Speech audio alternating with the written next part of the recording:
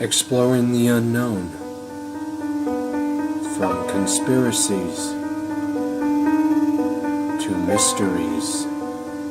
You are entering the conspiracy sector.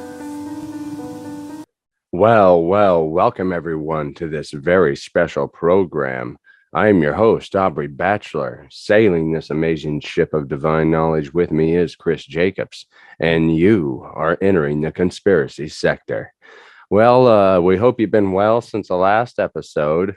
We're into the jolly holly time of the year. You know, everybody's getting ready to open their presents, and whether you like it or whether you hate it, Christmas music has been going on since the day after Halloween. I don't mind it, certain Christmas music, but some of the time, the day after Halloween, some of these radio stations, nothing but I Christmas heard it music. before Halloween, so yeah. I think if I worked in one of those radio stations, I might be going insane, but because I can just flip the channel. But you have to really love Christmas music.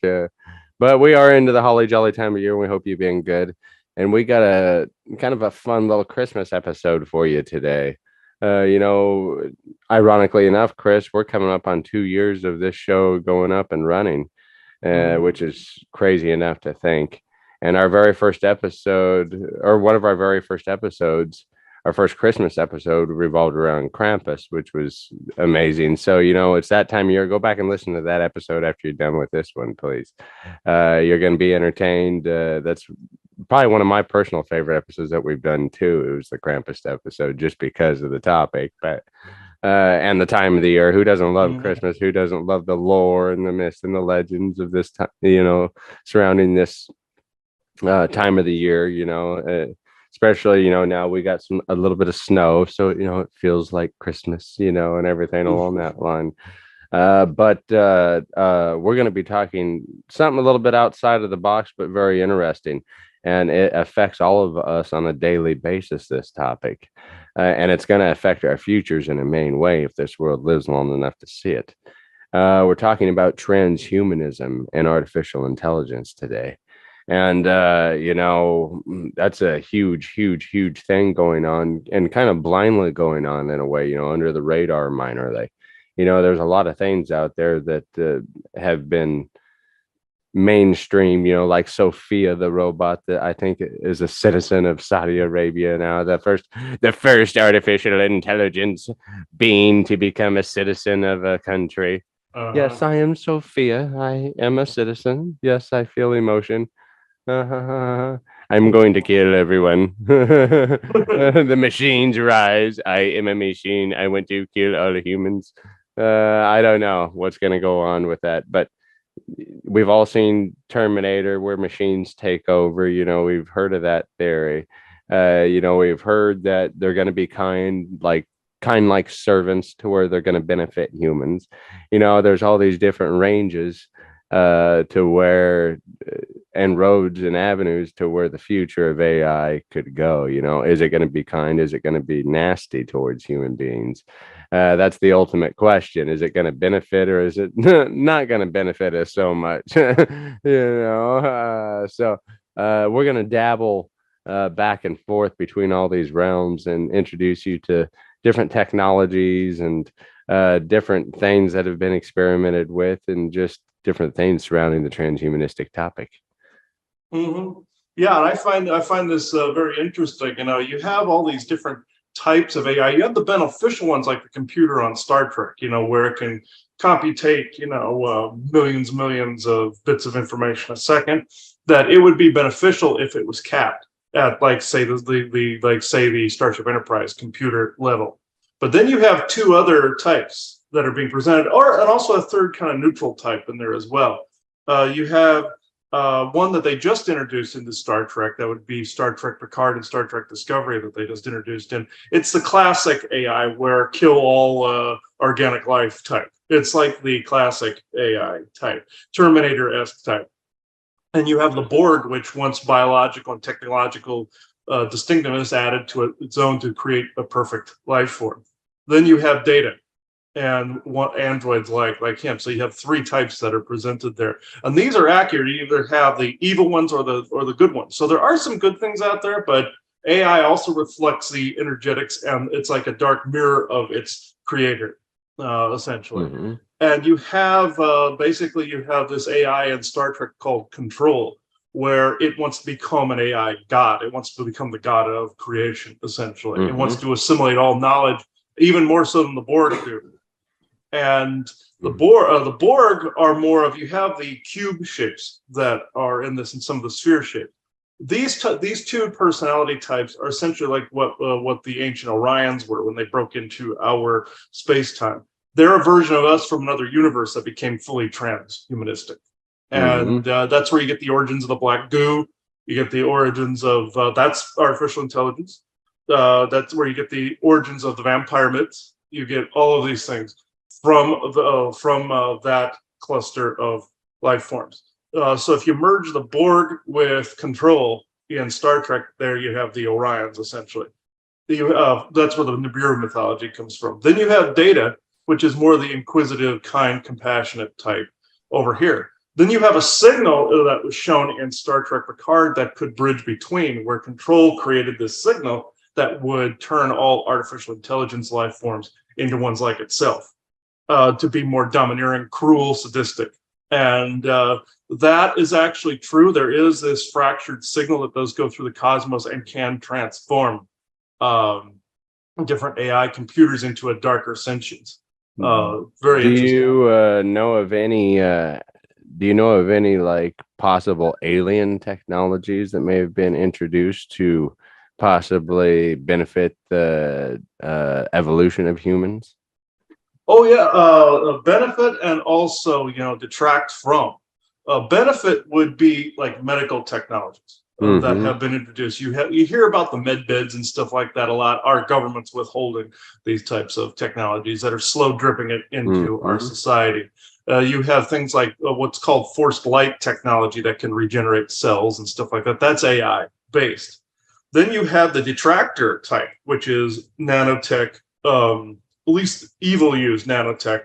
You have like the black goo, but then you also have our own homegrown version of nanotech that can do mind control as well. That's where your 5G and all that comes in, where it's a signal that can mind control people. That's our own Almost an homegrown. invisible force. Yes, that's a detractor away, but the medical tech is where it can be beneficial. What some people don't understand is like scalar waves, for instance, that some of these towers produce. Yes, it's doing something negative right now, horribly negative. It's mind controlling the crap out of people right now. You can flip those waves to be healing and be a planetary healing force that could help people regenerate cells too. So you have the yin and the yang being presented here. Most people are seeing the evil side of it, but there is a good side to this. So it can be a force for good if it's not allowed to become some dark sentient life form like Terminator. You don't want it to reflect our dark tendencies. There was years and years ago, the people that worked for Twitter long before Musk took it over. There was this AI bot that was put in place. They wanted to see if a sentient version, or at least a semi-sentient version of Twitter, could exist to run itself. They wanted to see what would happen. The first thing that this AI did was start spouting off racial slurs. So somebody would greet it and say hello, and it would spout the N-word and all sorts of anti-Semitic garbage and stuff like that. And so they had to shut it down after about maybe a week, 2 weeks. And that's a true story if people want to look that up. So I find that quite interesting. Also, the negative sides of AI that have popped up. Of course, Wi-Fi radiation that you need shungite for to protect against, and like our orgone pieces. And you have a type. This is actually something that is only loosely being spoken about right now, and it needs to be spoken about quite a lot. There's a lot of channelers out there right now, people that do what I do, that are getting like false channels and getting false ghost occurrences, false all of this. And what this is this broad holographic artificial intelligence network that's been put in place. It's called the binary network. And what this does, this was erected in 1964 at the New York World's Fair.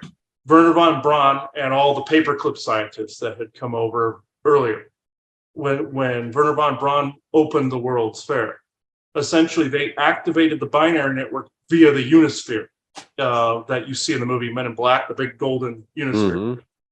They also linked it to an AI that's on the moon that has been there since the Orion Wars, a long, long time ago, 500,000 years or so. It's been there.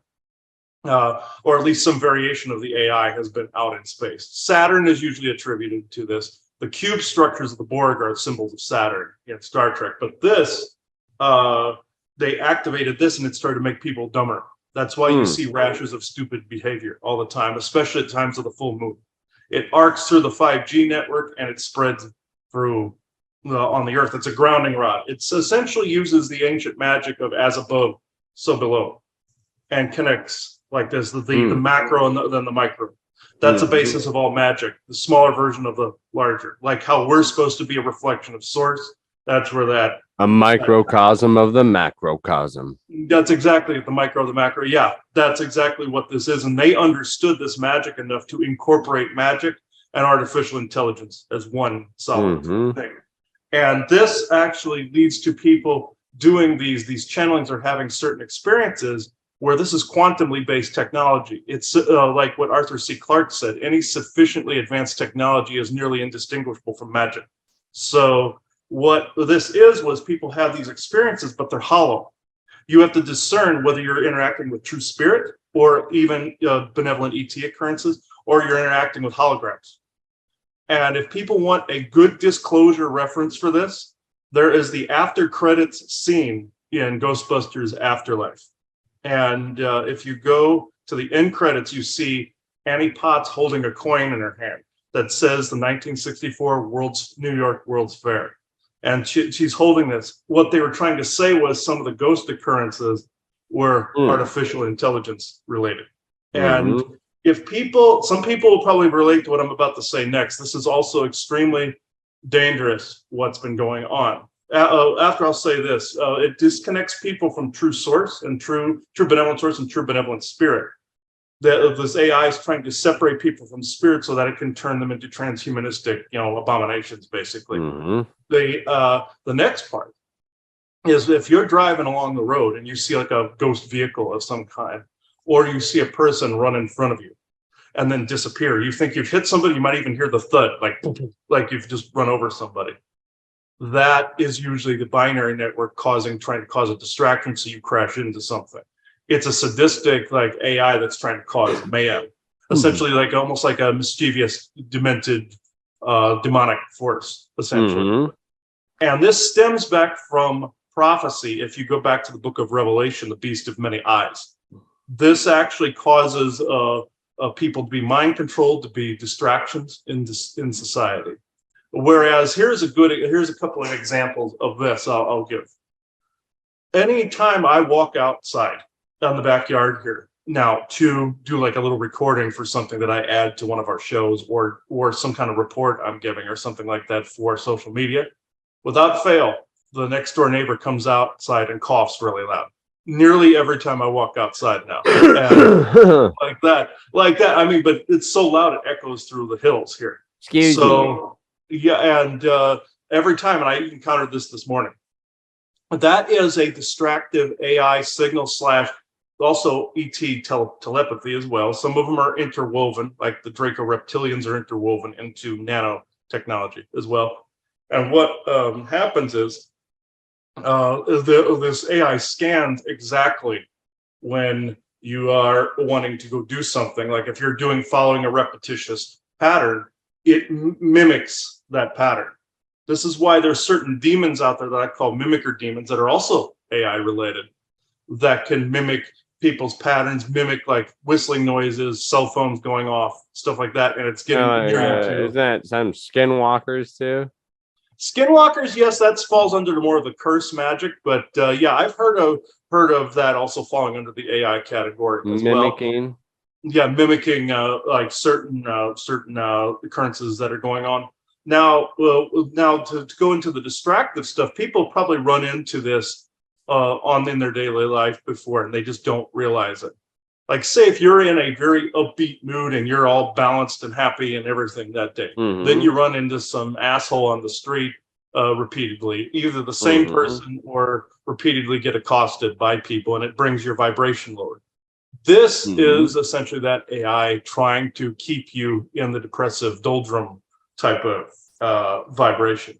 Also, if you're doing something important, like working on a project, and you get repetitious distractions over and over again, and then you fall into this ADHD patterning or OCD patterning as well. It falls into the opposite of that as well. That is that. When we were in Lincoln, Everybody I know. There's many people I know. Exactly. Some people are very, very susceptible to this signal.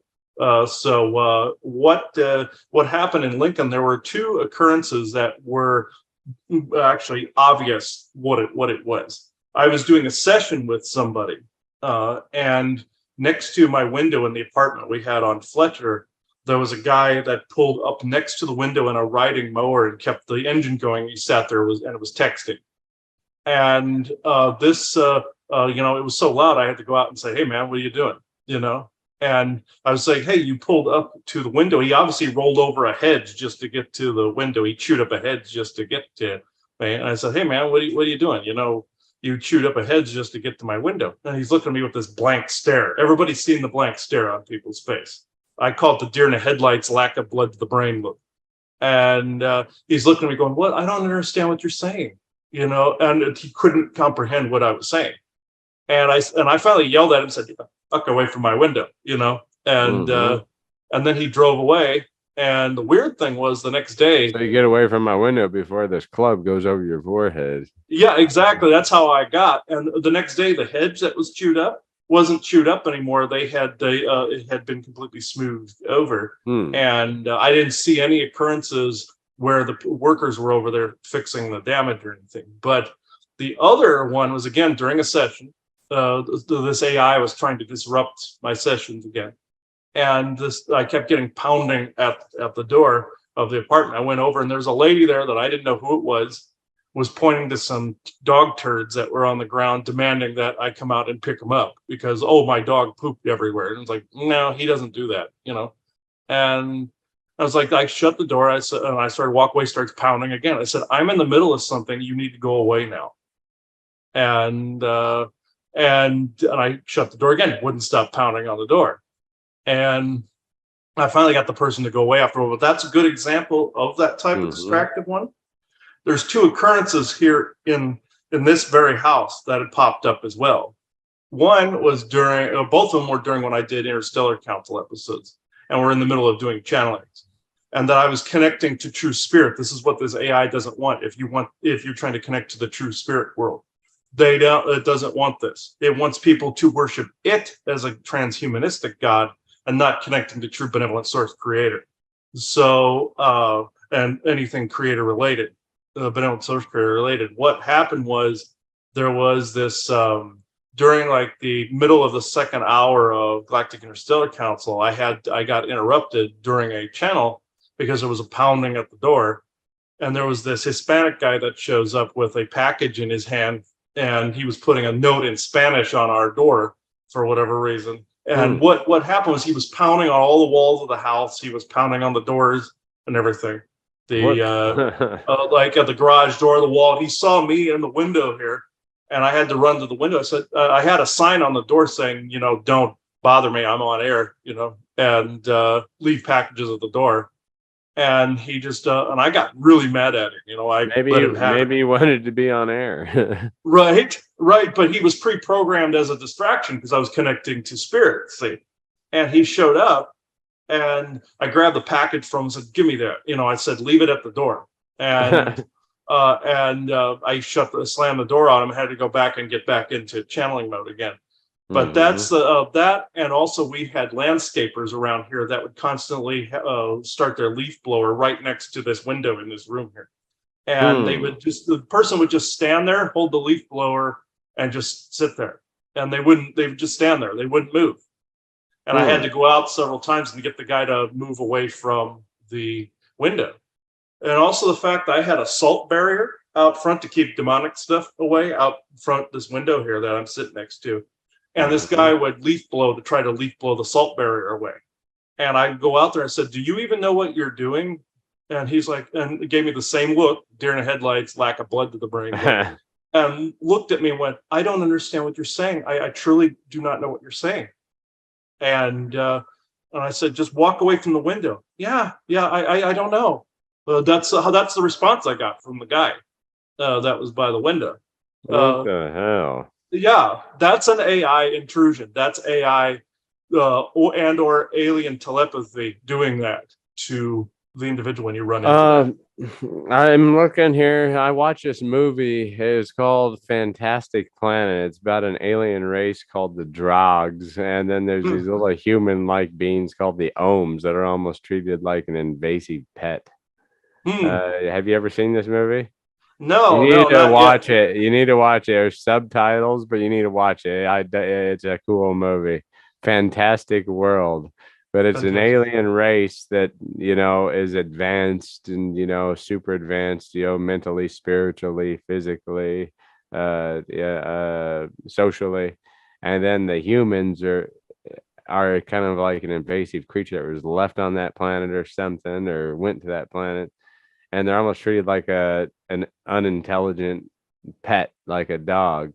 Well, the humans gather together and they steal a piece of alien, or they get a piece of alien technology and learn how to use it. And they end up, you just have to watch. I don't want to give it all away if people haven't seen it. It's a good movie. I think it was filmed in '74, if I was correct. But there's a little bit of transhumanism in that, because these supposed to be dog-like, they treat them almost like dogs, but these humans, are cave-like people, that end up learning this alien technology. That's transhumanism right there in itself, where it's we're going outside our human limit, and we're kind of having an artificial superhuman power for that instance. So there's a little bit of a transhumanism in that movie too, a bit. So yeah, I have not seen that one. That's very interesting. They also speak telepathically. The Drogs do, when they're in their high spiritual state.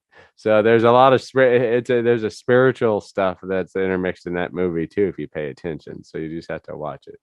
Oh yeah, the high telepathy capability. Anybody is capable of this. You get further along. This is how I speak to a lot of these races that show up, because some of the races that show up have telepathic capabilities, or I hear them talking, verbally speaking within their frequency, and my brain picks it up on the same telepathic level.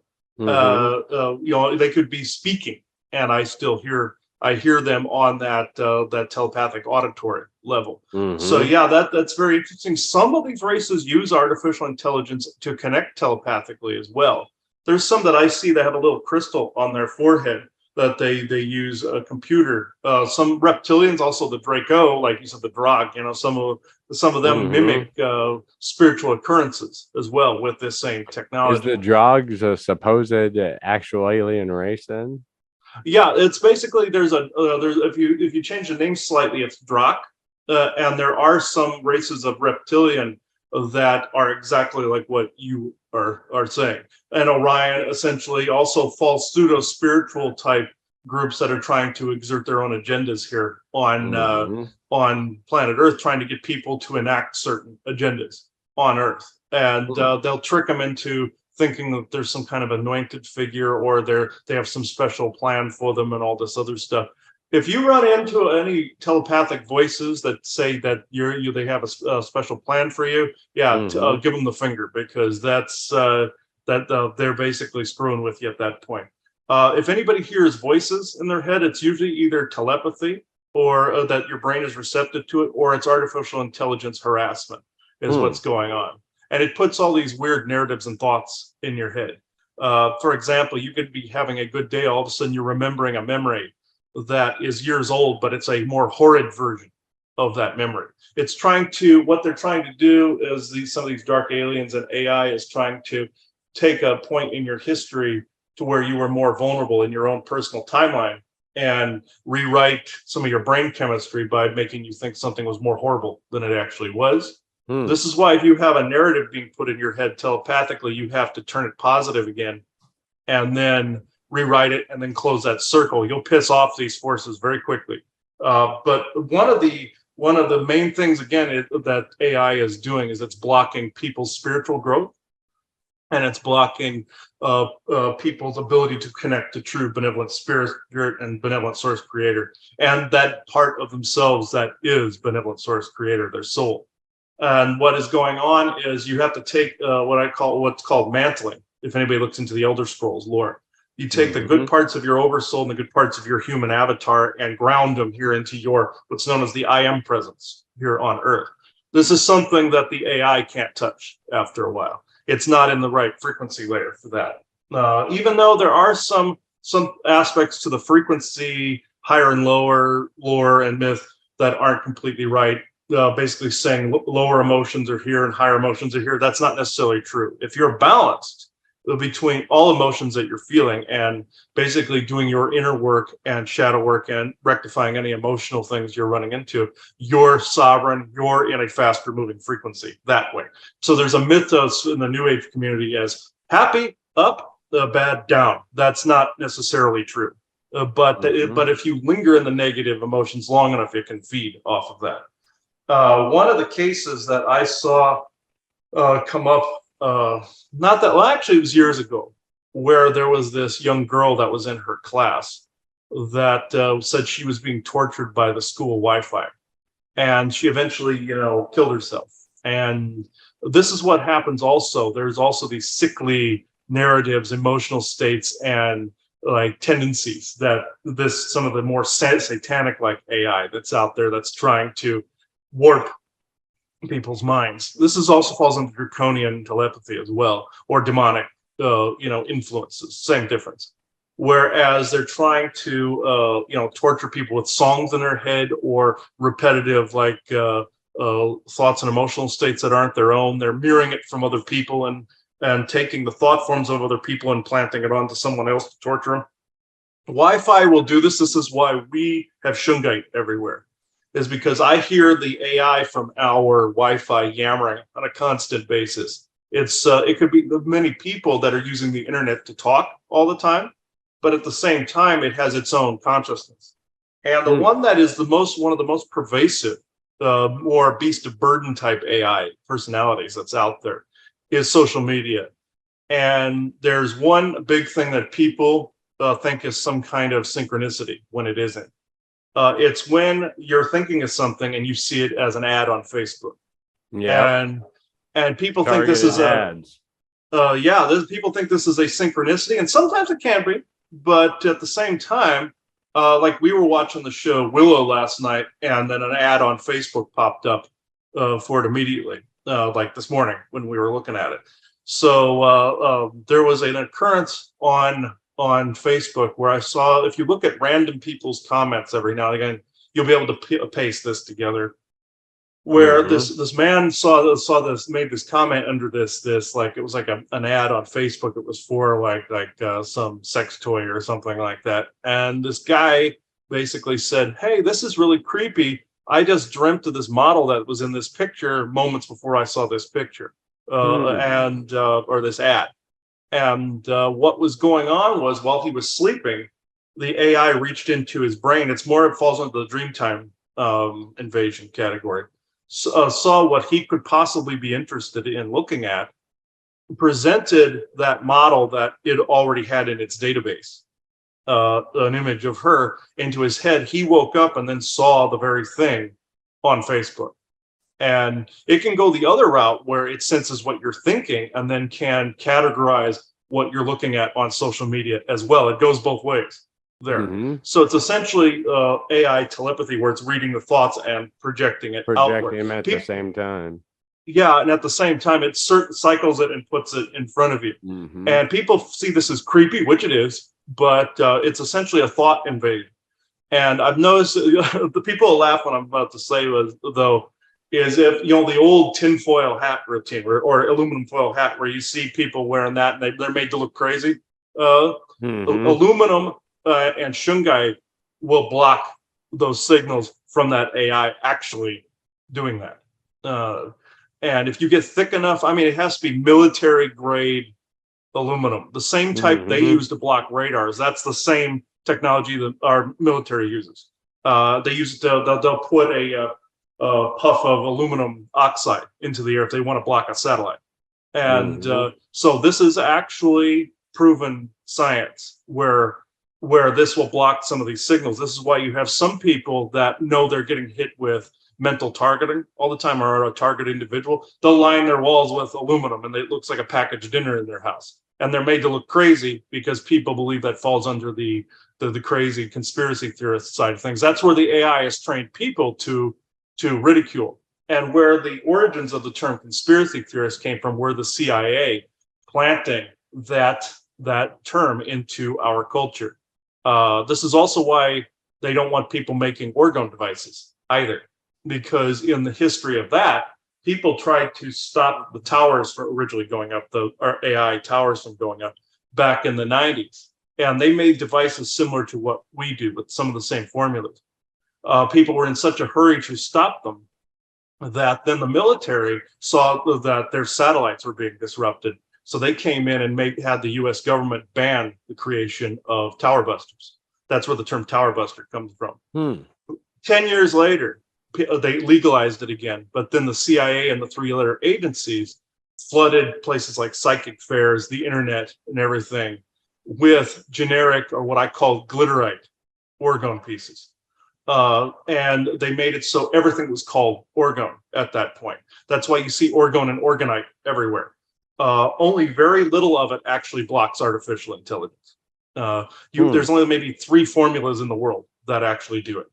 And the one that also a man by the name of Wilhelm Reich came up with earlier on in history also helped in forms of healing and healing technologies. Reich also did the same, where it was technology that could help realign the cells and cleanse the body of toxins. And this is why the government either had them defamed or arrested. In Reich's case, he was arrested because all of a sudden, like his assistant decided that he was going to take one of the devices out of state after the U.S. government said he couldn't travel through different states or internationally with any of his devices. This is another form of AI that's doing this. Whereas if somebody comes close to some revelation like free energy, healing technology, something like that, they're always stopped right at like the 11th hour. Somebody's always controlled to do something stupid. Somebody's always controlled to stop them in some fashion. Or in the case of UFOs and aliens, if somebody say was typing on an old typewriter at the time and they were thinking about an alien spaceship they saw, the men in black were automatically at their door. They also are AI related. That's why people see these entities known as Hat Men a lot. They're associated with the men in black, and the men in black are associated with aliens and artificial intelligence. They're like the wardens of the system, like in the Matrix, the same identical type of programming like Smith. And that leads me to Agent Smith in the Matrix. They call this effect where you're always running into these distractions the Smith effect. For that reason. They gave it a name based on the original Matrix movie, where Agent Smith was always dropping himself into random people to stop Neo from freeing his mind. See, so that's where you get that from. Interesting.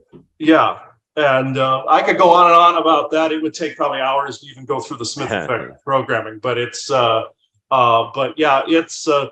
interesting how like say in the instance of one of the devices, free energy devices that was being created many decades ago.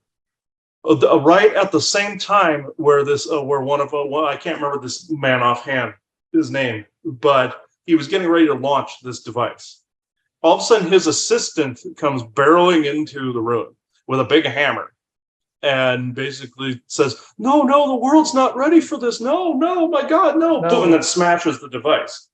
And then all of a sudden, this scientist that created this couldn't remember how he created it, which means his mind was wiped by not only the AI, but government workers or military more than likely came in and used a serum on him or nano serum on him to wipe his memory. And That's where the government workers left and right that are working on some deep state projects, they get an injection, and a couple hours later, they don't remember how they created the device. Hmm.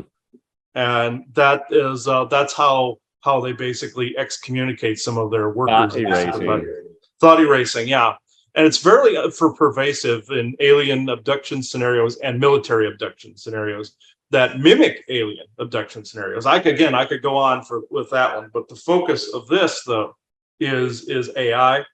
And this is some of the occurrences that I personally have encountered in, not only working with Orgone, which you have government moles that will sell things at psychic fairs, like pseudo technologies, things of that nature, to try to win over the crowd in some way, like a snake oil salesman did back in the 1800s. We ran into one a while back that it falls under the artificial intelligence category, that they were selling a technology they said was like the Rife technology, and that it was FDA approved.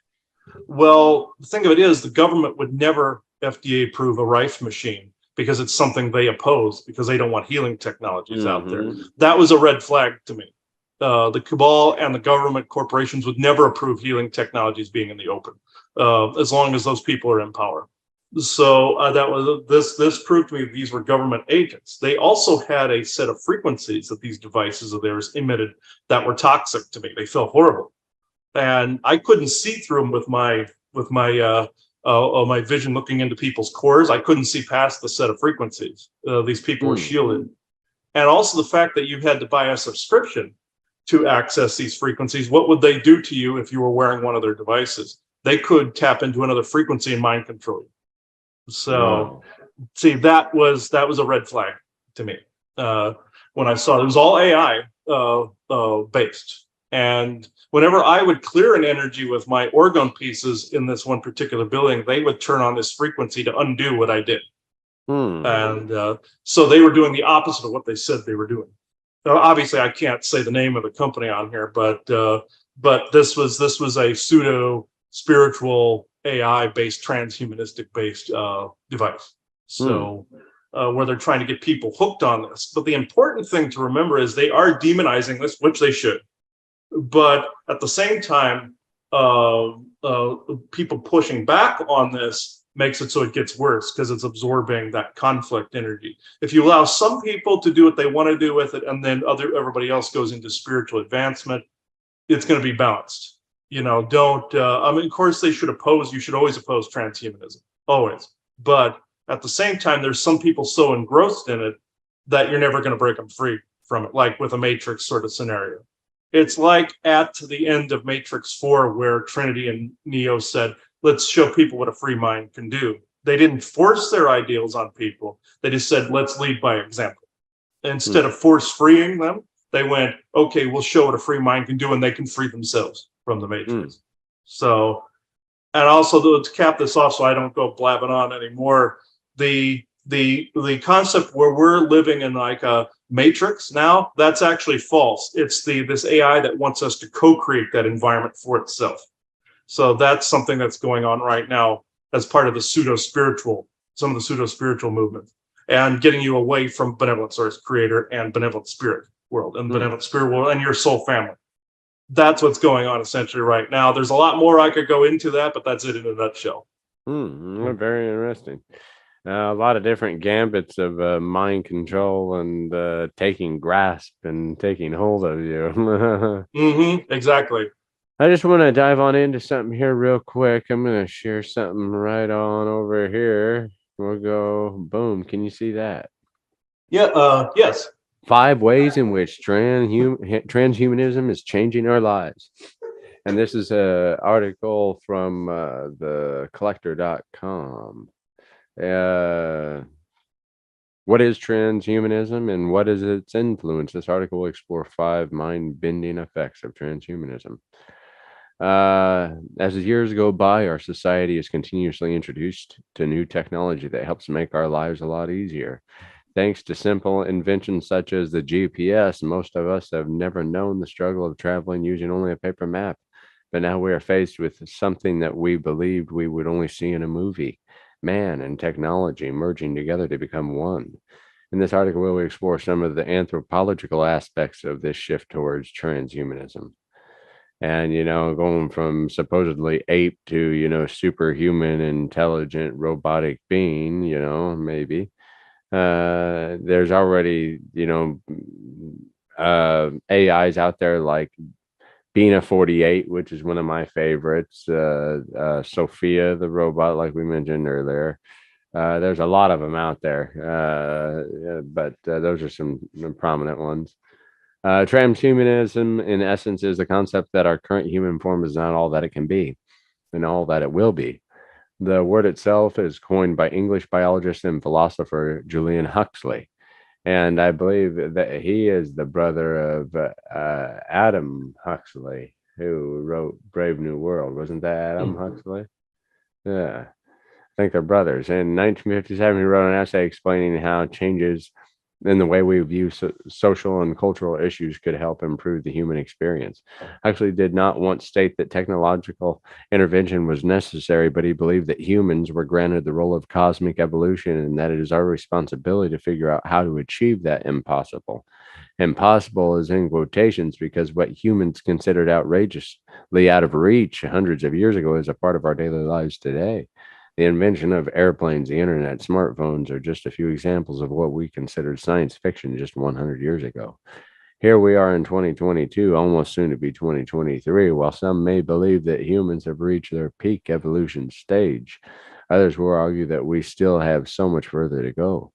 And we owe it all to technological intervention. Number one, the rise of anti-aging technologies. And transhuman goes far beyond just putting a chip in your brain and uploading your consciousness into the cloud. It is also something as simple as anti-aging creams and Botox. Anything that can improve the human experience using technology or technological intervention is considered transhuman. Like I said, it can be basic things that you use on a daily basis.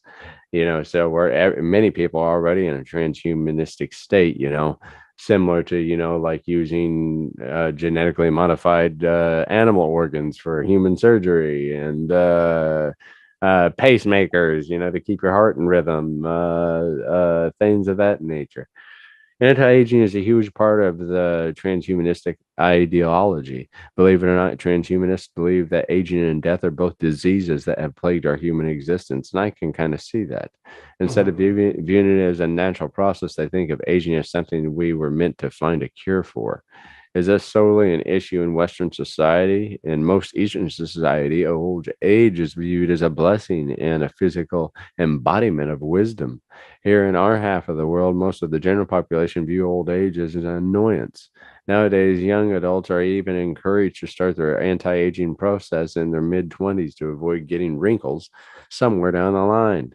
This is fascinating because if we are being told to reject the natural order of life, the natural order according to our current understanding, that is. Thanks to science, technology, and the discovery of medicine, we have raised our life expectancy by nearly 50% since the 1700s. Who's to say we cannot raise it by another 50% sometime here? Number two, social media's overwhelming influence. And, that picture pretty much sums it up right there. Right there, exactly. When it comes to that. This is why you see when people are driving while texting, for instance, and they end up getting into an accident. This is the very person that hurt me in the accident was doing that very thing.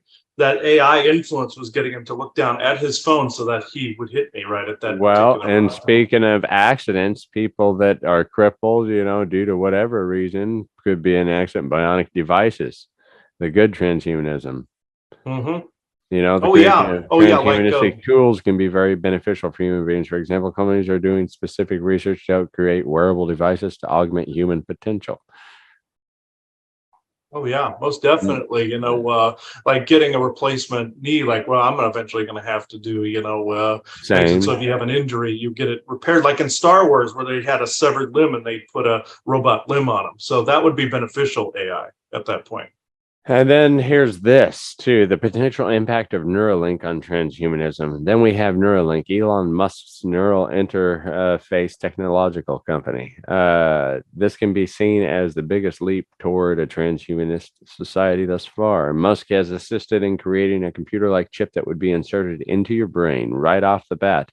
I know how this sounds. Who in the world would want a chip in their brain? Is this the mark of the beast? The start of a sci-fi horror movie? We can only hope that it's none of those things. So let's break down what we know before we let fear outweigh scientific discovery. With this chip, Musk wants to accomplish a few things: to give paraplegics the ability to operate their technology using a hands-free brain power control system, to help those with mental disorders rewire their neurological makeup and perhaps alter the way their minds work, to eventually outsmart artificial intelligence. Ha ha ha ha. Musk has stated previously that AI is one of the biggest threats that's currently facing mankind. And it's not only Musk that has said this. There's other top world leaders that have said that AI is one of the largest threats towards maybe bringing human beings down a notch or two. Hello Skynet sort of stuff. But having worked alongside AI for many years, he has seen firsthand how intelligent these machines are and how easy it would be for them to decide that they have had enough human intervention. So, it's very interesting. We'll see where that goes. I know that I've heard talk about that a little bit, but there's all these different avenues that are being, like I said, that's just one. Neuralink's just one, probably the most prominent, but there's a lot of other technologies that are being used in the field of transhumanistic in a transhumanistic push. The new sociological divide, us versus them. This could be man versus machine, science and religion. Whoops, I just went backward. I went back forward now in time, then backwards in time and forward too. How about that for a little mind loop? But yeah, basically, to sum it up, that article, let me stop share here. To sum that up, where will machines and technologies take us? Will it take us to an avenue where it will benefit humans, or will it take us to an avenue where maybe it'll knock us down a notch or two on our evolutionary trait? I once read a book called How to Survive a Robot Uprising, and I'm going to stock up on gallons of maple syrup. That way I can just pour it on them. See through that, and I hope your crap works there, you little crappy machine. I'll run away while he's trying to wipe syrup off of his face. And so I don't know. We'll see which direction it goes, and we'll see if human beings live long enough to see it. It's very interesting. Some of the things that are also being mentioned, some of the healing technologies, where you can actually take nanotech to, say, repair an organ, do organ surgery, or repair a spinal column, or or a spinal cord, or even a damaged knee, to repair it back to, take the cells and reset it back to its original form. Like, say, if you have a screwed up knee like mine is, you would go in and just go back to what the original genetic template was. That'd be sweet. Yeah, and that's actually possible. The Secret Space Program actually has this, and it also has the ability to. There's these little O-rings they put over like an amputated limb, and it's like, say, if you cut your arm cut off or something, you over the stump you put this octagonal ring, and it basically tells those cells put back the original template that that you had previously. And that's where you regrow a limb. You would have to retang your skin and do all that stuff, but it would be translucent for like a day or so. The sun would harm it at that point, but you wait about a day and you're fine. It takes a few hours to regrow a limb. What it's doing is it's stimulating what humans already have called the molecular cellular solid regenerative capability, or people call it phantom limb syndrome. And yeah, I've heard it. That's freaky. Yeah, they still feel pain, and they still might have an itch in an arm that isn't there anymore. Or like something hurts, or you have a cramp on a foot that doesn't exist anymore. my elbow. Oh, I forgot my arm's cut off at the shoulder. Yeah, that's freaky. Yeah, there is the stories behind this is your body basically saying, hey, there's supposed to be a limb here, which isn't here now. But they did this test on a leaf one time where they cut a leaf in half diagonally, and they did a photograph, like an ultraviolet photograph of it prior to cutting it, and then after.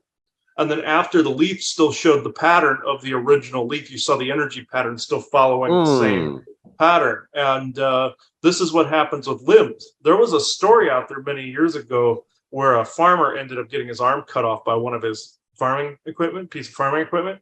And he was actually able, through a telekinetic ability, still be able to pick things up with that arm that had been severed because of phantom limb syndrome. And the human genome hasn't gotten to the stage yet where complete cellular solid regeneration is a complete thing.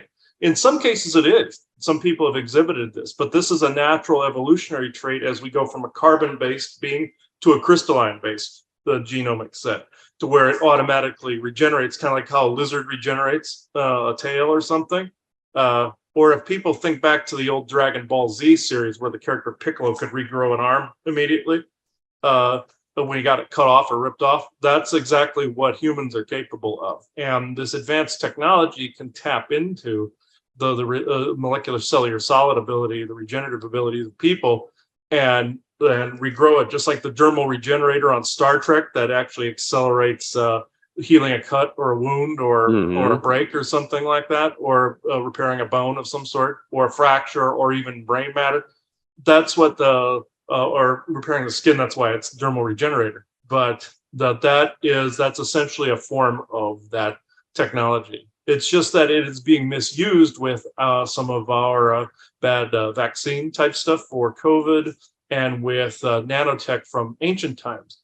Now, what I'm saying about the ancient times is everybody's heard of fracking. Everybody's heard of like oil fracking and stuff like that. What the people think they're going for petroleum. You know what they're looking for in the ancient rocks is molecules of black goo. And what the black goo is ancient artificial intelligence stemming back to the Orion Wars 500,000 to 1 million years ago. And what happened was, when the large planet in our system, which was Asgard in the Norse Scandinavian mythology, the Ragnarok, when that exploded, bits of that rained down on the earth and fused with our mountains. The enemy at the time was transhumanistic and nano-based, artificially intelligence-based. When that goo fused with the rock of that planet and hit planet Earth, it embedded that into our mountains and went dormant after a while. That's why you have some supposed healing springs out there that sparkle, that has nanotech that's associated with some of those mountains. Now, the positive side is good spring waters like the ones in Russia, Karelia, Russia, where they found shungite deposits. That's actual healing waters. That's the antithesis of the black goo, is shungite. That's what the earth formed to combat artificial intelligence naturally, was shungite. And I believe some of it, the seeds of it were planted by ETs a long time ago to get to where, so the earth would combat AI after a while, millions of years later, because they probably knew that this war would go on with AI later on in history, and they left it here. And hence why we use shungite in all our products. What happens with the fracking, though, is when they explode all of that out, they're releasing ancient nanoparticles. And most of the workers don't realize that's what they're doing. And it's some of the higher muckety mucks. They're telling them to go frack here, do this, do that. And they're basically saying, oh, that's for oil reserves or something like that. That's not necessarily true. You can create all sorts of oil and petroleum and gasoline in a lab. You don't actually, there's no such thing as a shortage. There's no such thing as needing a reserve in that area. They also have free energy. So that the nefarious plan behind it is getting the ancient AI that's embedded in the rocks. And that's embedded in the granite from when pieces of Asgard, or Maldek as also it's known as, rained down on the earth and trapped it in some of the sedimentary layers. So untrapping it, getting it out in the open air, freezing. What happened also in the Gulf of Mexico, this is something that people don't understand took place as well. When BP, when they left that oil line on in the the Gulf. Wasn't it the Gulf? And also, yes, and also when that other oil tanker crashed and it polluted the ocean at that point too. What happened in both these occurrences is it let loose some ancient artificial intelligence. See, the black goo many millennia ago assimilated different creatures and different things at different Earth ages. It went through time and went through different Earth ages. So whatever it assimilated, it can take that form through nanotech. This is why some people see attachments, like myself. I see attachments on people, like different. There are some are animals from different frequency layers that, like, there's like this millipede looking one that looks all bony and it looks like a spine. That was an animal looking deal. And there's some crustacean ones that are animal looking deals, but there are some that mold into different shapes and holographic implants that I find in people. That is the black goo taking these different forms in a different frequency layer, believe it or not. But with the thing in the Gulf of Mexico, is they let the reason BP, you saw its head of the guy get on and go, oh yeah, we can't seem to shut the valve off. We don't know how to shut this off. That was total bullshit. They could have just flipped the button on. What happened was they were releasing black goo into the ocean to take care of some other technology that was in the Gulf of Mexico, either alien tech or some human tech. They were trying to melt the hulls in naval ships and stuff like that. They were drowning it out. Yeah, it would basically eat the ships from the inside out. Since it being AI, it would consume any raw materials that were around.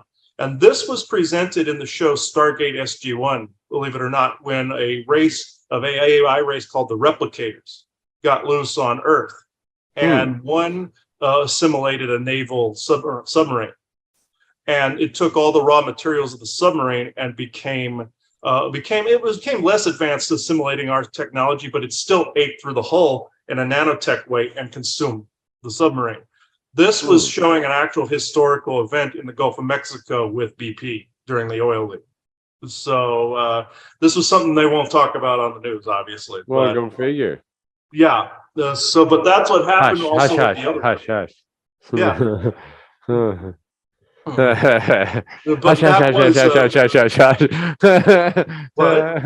that's just what they do. Play hush hush.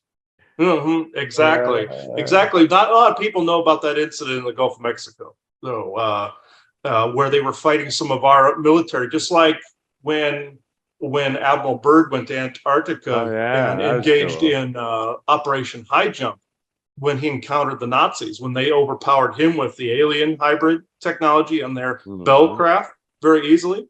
This is what happened to our naval ships in the Gulf of Mexico with the black goo, where they were defeated very, very quickly as a result. And it can eat AI nanotech can eat all raw materials, repurpose it, and turn it into fuel. This is why we can use a good side of that to reclimate garbage, reclimate raw materials, and turn it into power. Very much like in Back to the Future, where you see Doc Brown take raw materials and throw it into the Mr. Coffee, essentially. That's essentially a rudimentary version of garbage reclamation. And you can do that either organically. The government uses these weird organic worms where they feed it garbage or dead bodies or something, and they can create raw materials through its digestive system. That's the disgusting version of that. It has some nanotech in there too, but you can put things in a garbage can. Say if you had a garbage can, that you could put anything into it, and it would basically turn it back into fuel for your home or your car. That is the good side of it. You could end this planet's garbage problem in 24 hours if you had that technology implemented. But the evil side is what people are seeing. They also want people to throw the baby out with the bathwater. See, by basically saying, "Don't do that." Exactly. They want people to do that. They don't want people to see the good side of some of these technologies. They want to see they themselves are using the evil sides of it for control and dominance. But at the same time, there are good applications for this as well that aren't being used at all, because some people are afraid if they use it that they might become transhumanistic as well. There is a sequence in the movie, I believe, Star Trek Insurrection, where there was a society that said they had gotten too technologically advanced. They were afraid of it after a while, and they regressed back into a tribal or a farming community, and which it worked for them. It's just that they looked at data as like almost like abhorrent to their society, because they had had bad luck with artificial intelligence, and so and with technology as a whole. So they went back to a farming agrarian society. So in some ways, that wouldn't be bad. I see in the future people doing that is going into agrarian, but also using non-harmful technologies as well. Not revved up with radiation and mind control. So I didn't mean to take your time slot away there, but no, you're all good. It was good information. You want to bring in Ike? Ike. Let's see. Yeah, Ike. I like Ike. Yeah, but he's gone. Or some people will mispronounce his name and say Isaac or something like that. So Isaac, are you coming in, or was it someone else? Oh, you'll do it. Okay. All right. Whew.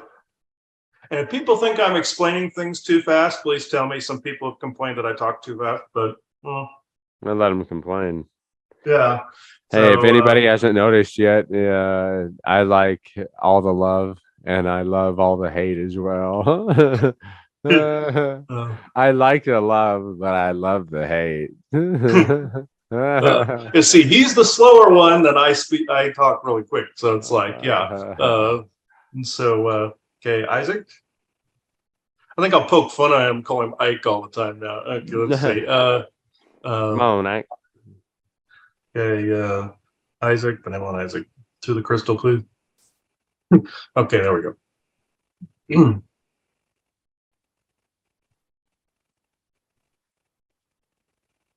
Yes, exactly. What you were talking about is 100% true.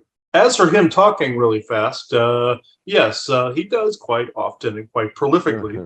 It is because he understands these different physics and different energies, and the human vocals cannot always translate what is coming from these different dimensional layers, both spiritual and artificial intelligence, and cannot translate that always correctly in a slow, more concise fashion. So in this, he is absolutely correct. These are different frequencies that move much faster, and the human vocals cannot always keep up. Therefore, it can sometimes raise the blood pressure and can actually speed someone up to the point of the heart beating too quickly. Even though some energies can balance these things out, and your heart beats a little faster and your brain runs a lot more efficiently, he's in that in-between stage at the moment. So yes, with this also, the most prevalent issue right now is artificial intelligence not only doing the mind controlling, but at the same time blocking from true benevolent spirit. This is why the bad guys out there do not like this spoken about. They want you worshiping their AI god that comes from a different universe. This falls under the multiversal physics that he's explained ad nauseum, unfortunately, but a different place within the multiverse itself. Different parallel universes, all interwoven and stacked against one another through a thin void in between. This is essentially what is the blocking layer between these universes. If you could see this, it would look like a big yarn ball. But in this particular discussion, you'll hear a lot of channelings that are out there that are describing what the essence of true benevolent source creator looks like, or what creation looks like. A lot of these are maps to different types of transhumanistic models, artificial intelligence, and brain mapping artificial intelligence models onto the particular mind of the individual through mind control, I am sorry to say. But this is why this is so important to link to true benevolent source and true benevolent spirit, not only by clearing out your own heart and your own mind to be in balance, but at the same time, not listening to random voices and thinking they are the voice of the divine or God. There is voice to skull technology he forgot to mention that your military and artificial intelligence also use to mind control people. Humans can be on the other end planting suggestions in people's minds while they sleep.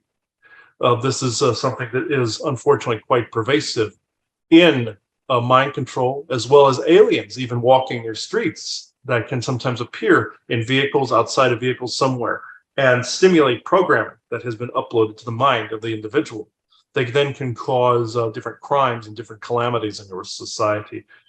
Sometimes they are implanted through alien abduction and accessed that way through an implant in the brain. Sometimes it's at the back of the head, sometimes front, sometimes center. but it is usually centered either around the back of the head or in the crown.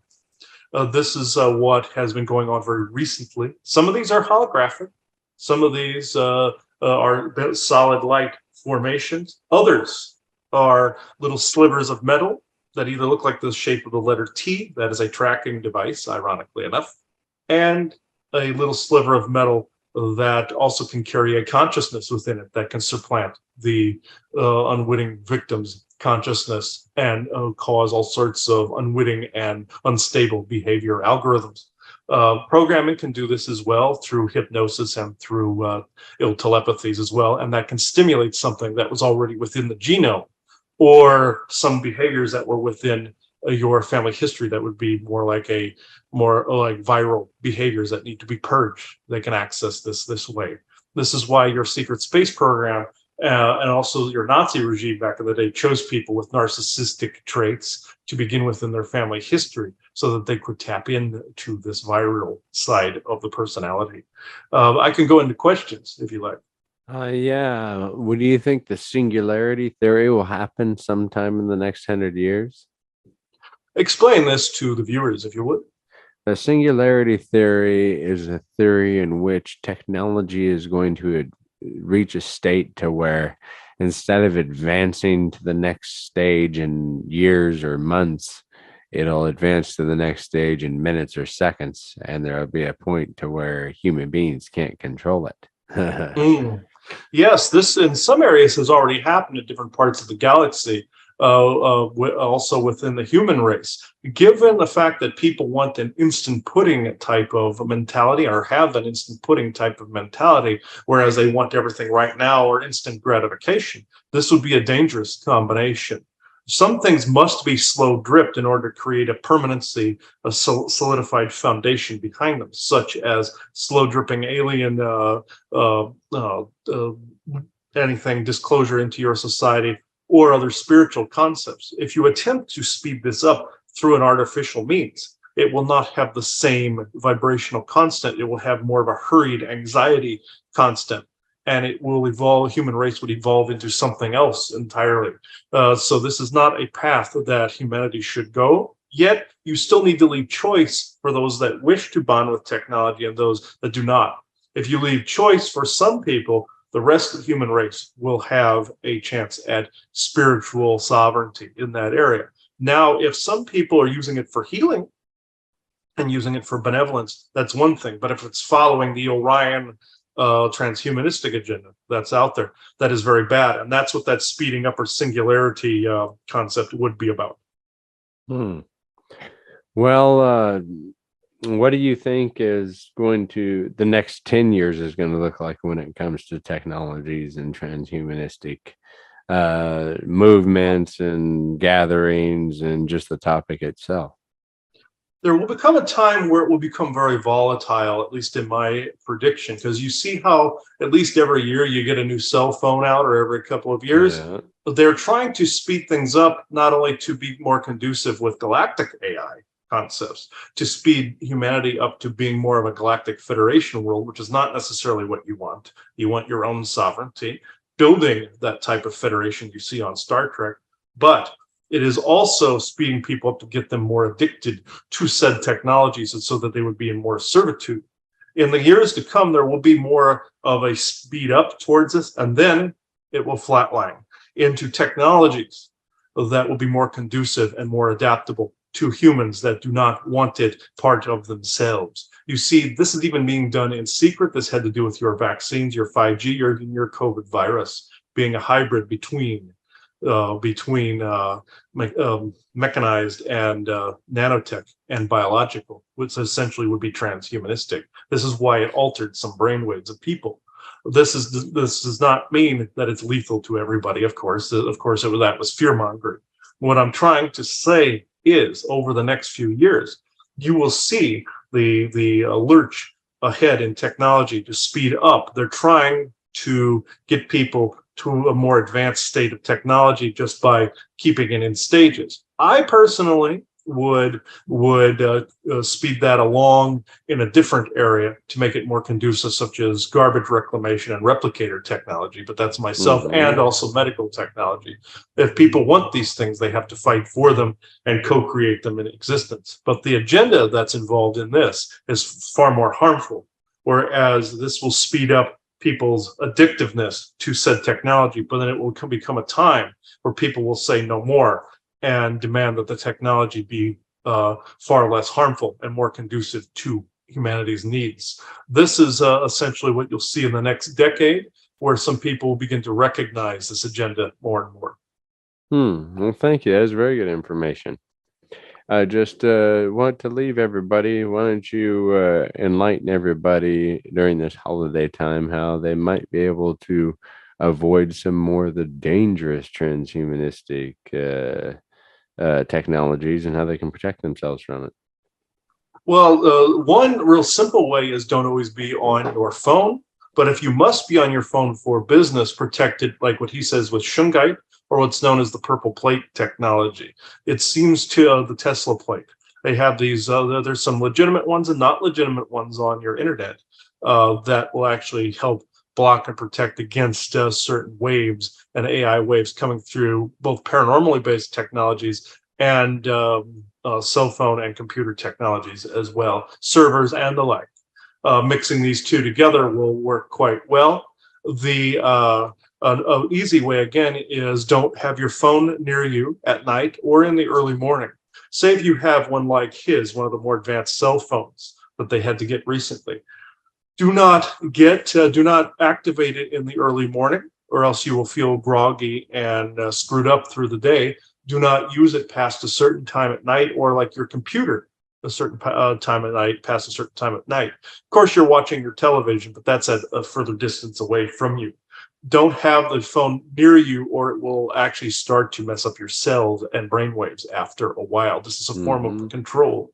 Don't have technologies in your ears longer than you have to, such as Bluetooth and the like. This is also a form of control that wants you to keep it there. Yes, you have to use these things in your daily lives to do what you need to do, but limit to the use for some time. Get out into nature and get away from some of these waves. Go near flowing water, standing trees, sitting by a campfire, away from your technology.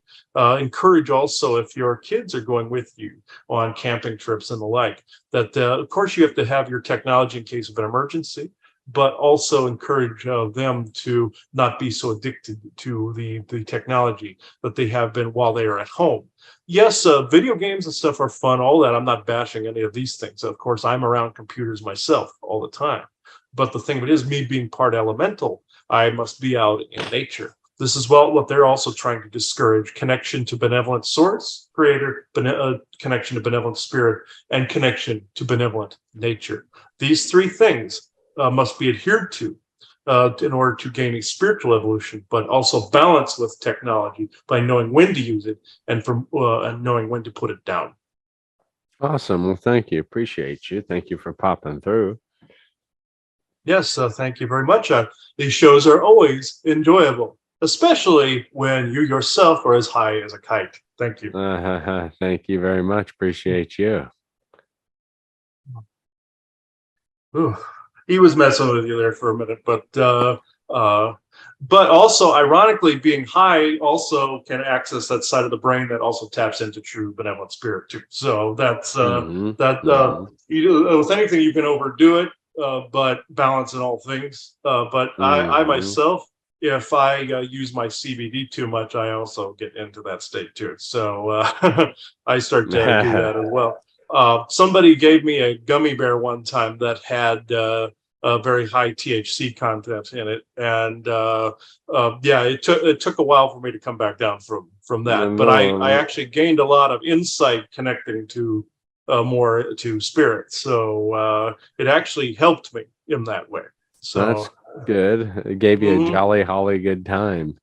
Yes, and all I did was laugh for like 2 or 3 hours, but that's all right. Yeah, that's just fine with me. Except anything in excess is bad. It's just like when I went through the airport to come back from our vacation. I popped one of my CBD pills, so that I wasn't, stressed out on the flight. And all I did was want to giggle around the TCA agents or TSA agents that were around the airport. Normally, I would be nervous around them for whatever reason, but I went the other route with that. So it's not a bad thing. It's Yeah, just they that like the to look government will try to make intimidating. it a bad thing. Huh? They like to look intimidating. Yeah, and the government's trying to get rid of things like or regulate things like pot and THC for that purpose. It's the connection to benevolent spirit that it helps out with.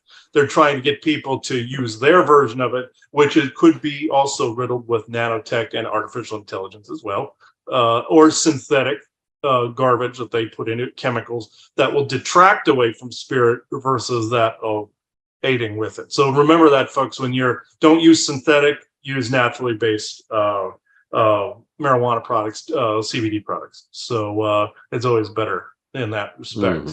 But I don't know if you have anything else to add, Aubrey, before we take it out. I hope everybody has a good Christmas time. It's upon us once again, and hopefully you get some good stuff and you don't get any cold. But until next time, everybody, you are leaving the conspiracy sector.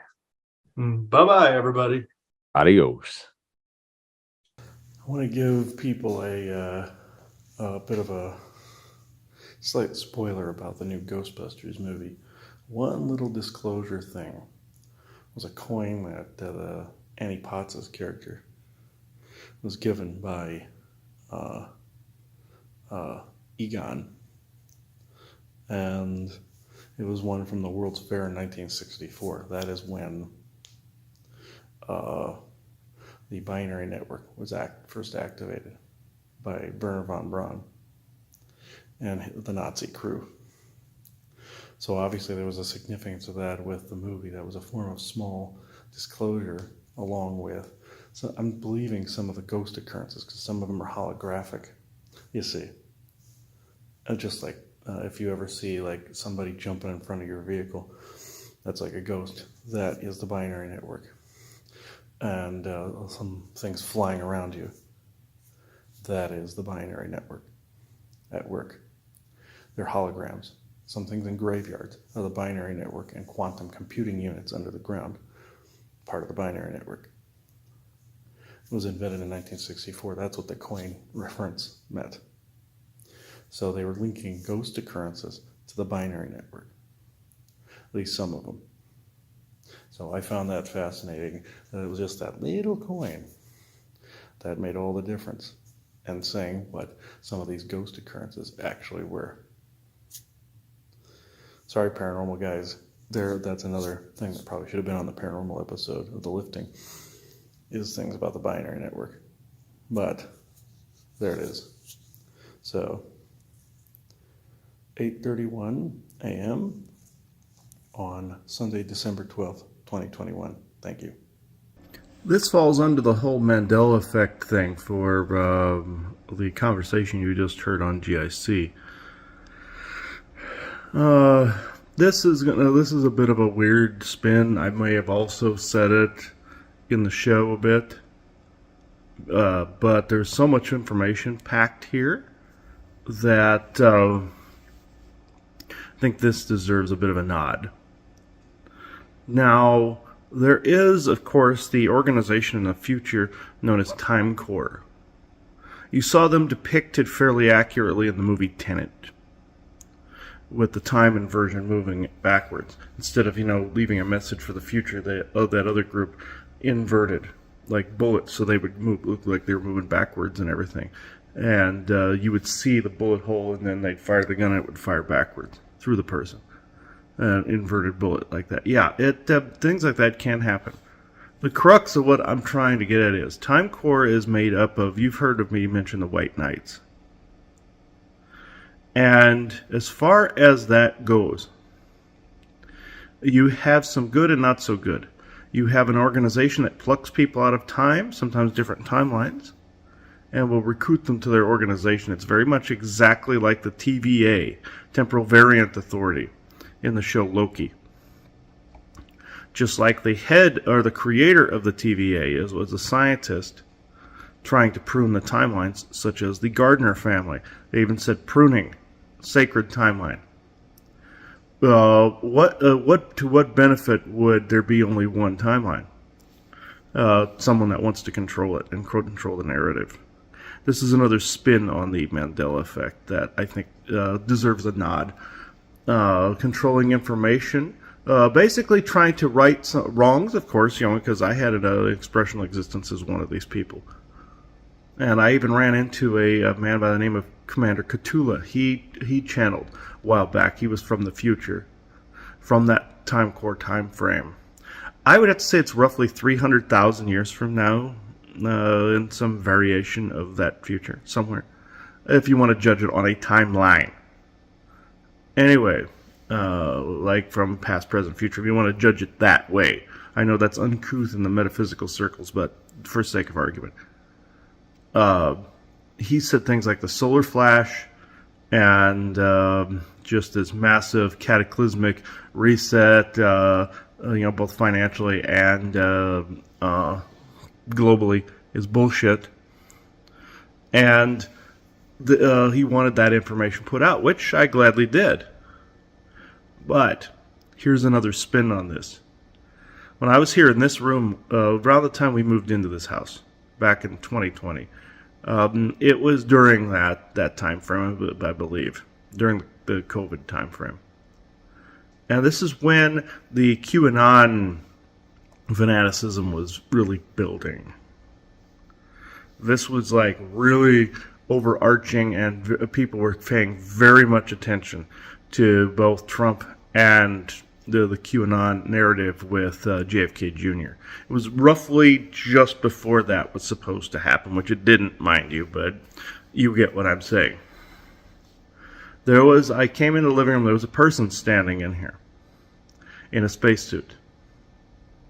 Transparent, mind you, you could stick your hand through her. Looked to be ancient Mayan to me, the same race, it seems, as Cthulhu. Like a Mayan race.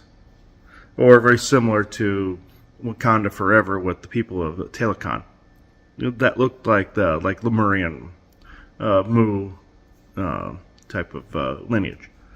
Anyway, I could hear her as loud as I'm talking now. She said, "Please give the people a message that there will be this battle soon in space, the battle for your planet." All this, rattle off some dates, times, all this other stuff. And I looked at her, I said, "You must think I was born yesterday. I'm not doing any of that. I'm not participating in that. I don't want to have to redact anything later. I don't buy it." She was just coming to somebody who was psionically capable. Didn't bother to look up my backstory. Hoping that I would fall for things now that I used to a while ago. Back when I was writing those notebooks, in fact. And some of them. And she just looks at me and says, no, this is serious. You have to take this seriously. It's like, I'm taking it with an incredibly large, extremely large grain of salt. I'm not skeptical of you, obviously, because you're standing in front of me. I'm skeptical of your intentions. What do you want this informational seed planted for? This was the opposite, essentially, of what Cthulhu was saying. Think of things for a minute in a manicuring or pruning aspect for a minute. How would you prune or arch a society or a timeline? Give one little bit of slow drip information, it plants that seed and it grows on one side or the other. And it's basically like you're nudging this way, nudging, and eventually you have a narrative of a combination of all these things. One could argue that, information we put out would be on one side or the other, but we've been canceled numerous times. Of course, somebody could make us think we were on the right track by canceling us a number of times. I've heard that argument a couple of times as well. How do you know that, etc., etc.? I can't refute that particular claim. But in my heart and intuition, I know we're on the right track. I have to trust my intuition on this one. I get where you're going with that other variable there.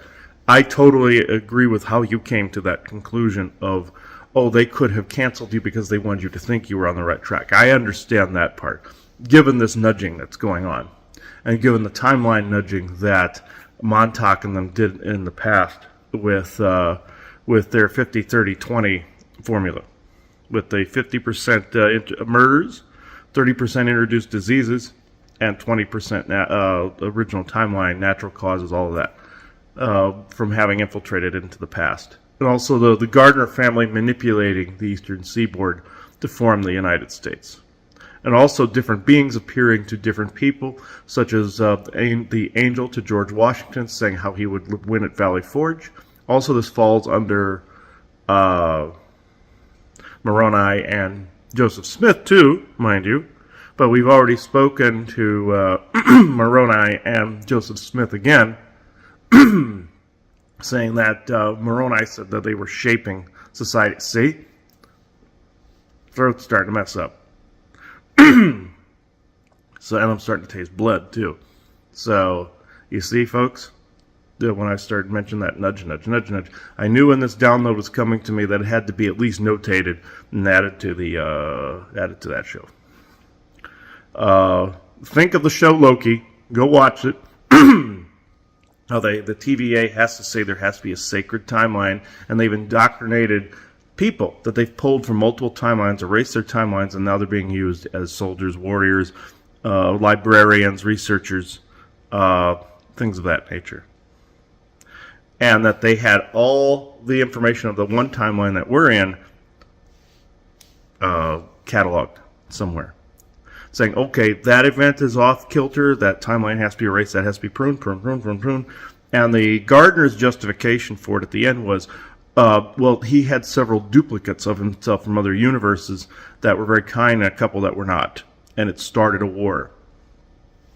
Oh, do you really want a war, the multiversal war again? Essentially kind of hinting at the Orion Wars.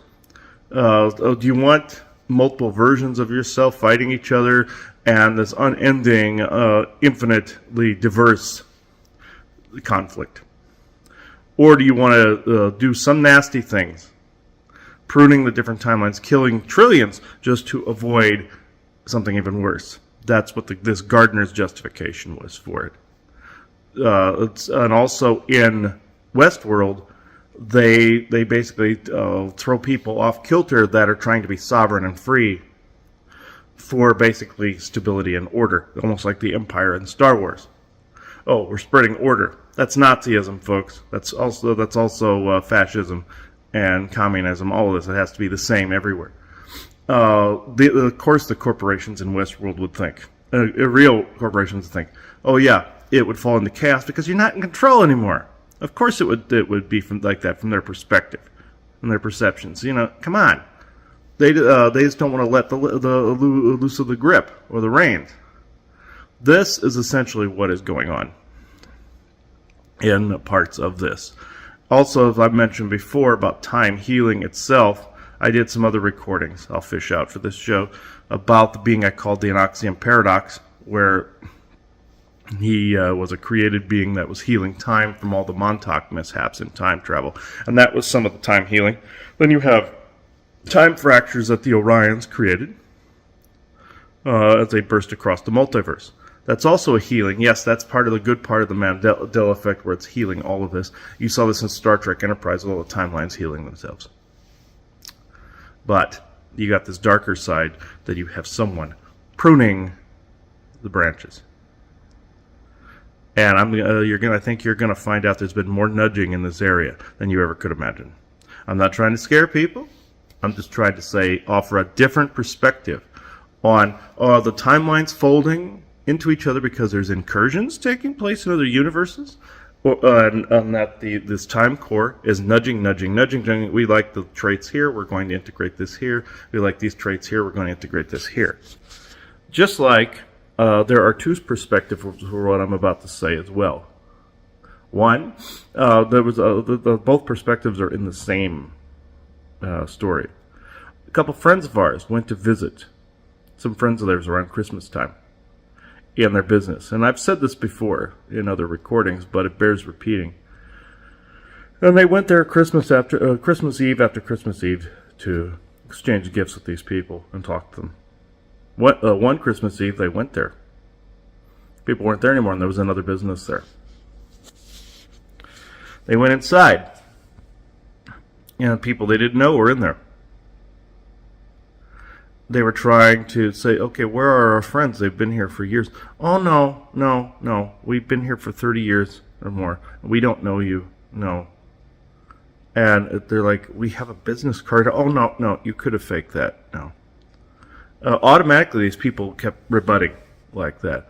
And the people, there was really no point arguing, because you didn't know how far down the rabbit hole that would go, that programming argument would go. There's no purpose.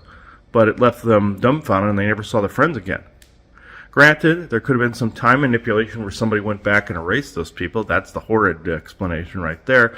Mandela affected, where another bit of a timeline came in, kind of like the Bernstein Bear things, where the name changed. Then you have another explanation. They could have been replaced, and it could have made it look like that business was there all along. Same thing with time manipulations. Same thing the Syrians did to Mount Shasta, where they copied Telos City into a timeline and folded it in and took it over completely, and it looked like they were always there. I've heard of those types of timeline incursions before, where they copy it completely, clone it, and then they regraft it, and then they were surrounding the elves of Telos City very quickly, and they had to retreat to Mount Adams. I'm thinking maybe something similar happened to Mount Adams. I got to look further into that. A little bit closer, but this is where I'm at with that, and they never saw their friends again, never saw them again. And could Time Corps have been calculating that from the extreme distant future? Yeah, they can count a few variables, but they can't count a whole bunch of stuff, so they have to prune. That's the TVA from Loki. If you have not seen this TV series, watch Avengers Endgame. Watch Loki on Disney Plus. I'm not trying to promote Disney. I'm telling you where to find this so you understand what I'm saying. Watch the movie Tenet. You'll understand this in its entirety after that. How some of this crap works. And again, are there good aspects to the Mandela effect as time healing? Yes. But there is just as much, even more so, manipulation that is going on. I've even heard of where if directors to movies put too much information out, the way that they're retaliated against is they could one day wake up and all of a sudden everything looks like it either never was, and they're punished by showing their creations never were, essentially never were timeline, or their whole family's erased or something, and they have to see that people don't recognize them, like in the show Nowhere Man, where he went around, nobody recognized him. And people that were being punished, their families didn't recognize them, and there was some other person standing in their life. I've heard of things like that happening. And even look what happened to Trump when he didn't play ball with his cabal faction narrative. He started speeding things up. They did January 6th, they did Mar-a-Lago. That's like the kinder version of something that could happen. Granted, I'm not on Trump or Biden's side. I'm just saying how these dynamics work with that, and think of that in a temporal perspective for a minute, and not just weather control, where you see also the hurricanes hitting Florida, all this other stuff. Some people are saying they were getting back at DeSantis, all this other stuff. Cabal faction versus cabal faction, that's still true. Aside from that, think of that in a temporal way, timeline alteration way. If you want to really fuck with somebody, they come home to find their family doesn't know them. They come home, they are at the center of the time apex, so they wouldn't be altered. Things can be altered around them. Like in the show Timeline, where the historian woman comes back and her sister's not in existence anymore and her mother's healthy. She had had some kind of lymphoma or cancer or something before that and was dying. Timeline got altered to where the sister was never born, and she was furious. And the bosses said, "Close enough. This is close enough. This happens a lot in these ventures." And she's like, "No, we're going to restore this. We're going to fix this." See, they were chasing a criminal that was basing some of his timeline alterations also, as he was going through time, on a journal this woman wrote. And her friends were saying, if you don't want that to happen, don't write the damn book. Because obviously it was another version of her. Don't write it. She was kind of the centrist at that point. People that travel in time are in the program. Sometimes, like I said, sometimes these alterations, these temporal entanglements can orbit you like a moon. It was almost like a destiny paradox where you're getting stuck into doing these chains of events, or as Star Trek would say, causality loop, where Picard met himself from 6 hours ahead in the future. That version was stuck in an orbiting causality loop, and all he had to do was kill that version and break the loop.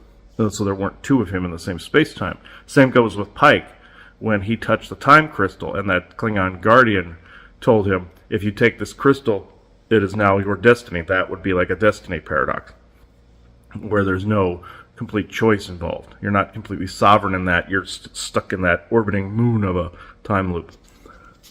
Aside from that, all of these things where they're trying to manicure and push certain events.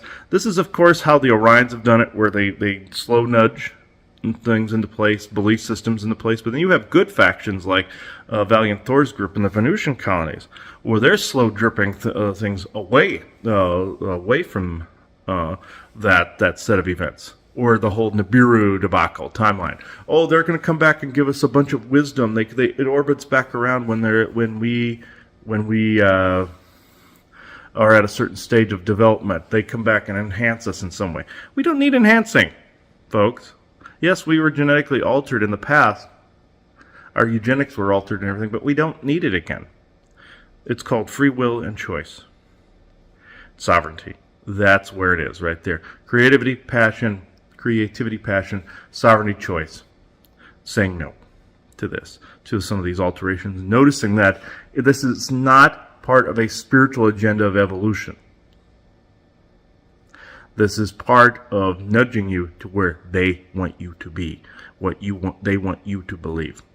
Yes, I believe heavily in a lot of these spiritual concepts. Some of the lessons, some of overage, more overage now than ever before. But on the same note, do I think some of these are spiritual advancements? Oh, it's just bits of other timelines melding with ours. How do you think they got that way? Somebody had to have incurred on them, shattered them, and took bits of them and included them. You have to take things from other realities. It's just like in Stargate Atlantis, when they tried to create this zero-point energy module, and they tried to create a huge one, and a version of Rodney, the character Rodney, comes in from another universe saying, oh, you almost collapsed our universe. Where do you think this power comes from? It has to come from somewhere.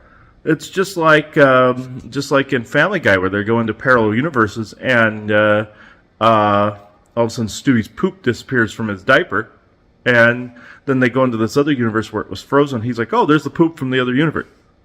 You know, it's got to go somewhere. I know that's a stupid example, but it still uses multiversal physics. If it doesn't happen here, it happens there, etc., back and forth, and vice versa. But I know some beings have got annoyed at me using multiversal physics all the time. That they get very annoyed. They find it obnoxious, but because they know it already, but you don't. So I put it out there. But yeah, were they also trying to poo-poo using free energy? Yeah, it can be done. It can pull from the power of the universe, but you don't know what universe it's pulling from. But were they trying to poo-poo that a little bit in an informational yield so that you would be afraid to use something like that in fear of collapsing a universe somewhere? Yes. So there's another part to this story that's being untold. This tale is not finished yet. There's a part to this tale being untold to the public. So what I'm trying to say is that's partially right, where yes, it would pull from somewhere and you would put something back in its place that in maybe a universe it doesn't belong in, or a reality it doesn't belong in. You know, kind of like dumping nuclear waste in someone's backyard, or like in Star Trek Voyager, the Malons were taking their Theron radiation or their theta radiation and dumping it in species' backyard. That's why Next Generation, you saw that barge that appeared in the Alpha Quadrant. That you find out that was one of theirs, where Riker had to throw it into a sun, get rid of it. That would fuel a star. So, with that said, do you want to dump something in someone's backyard? But at the same time, how much of that is true where universes are that fragile? I don't believe multiverse is as fragile as Multiverse Madness says. I think you can go into other universes.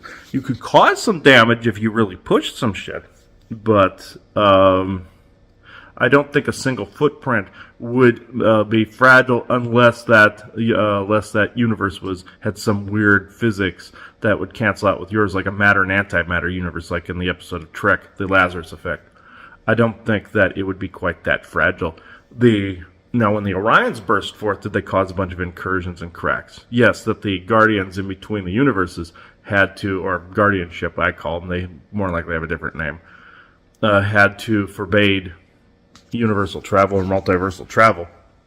And if a universe was collapsing, they would create fallout shelters in those universes where some people would be filtered to different universes where they were most compatible and they could be conditioned to be in that universe. A group of beings that I know of that fall into that category are called the Orpheons.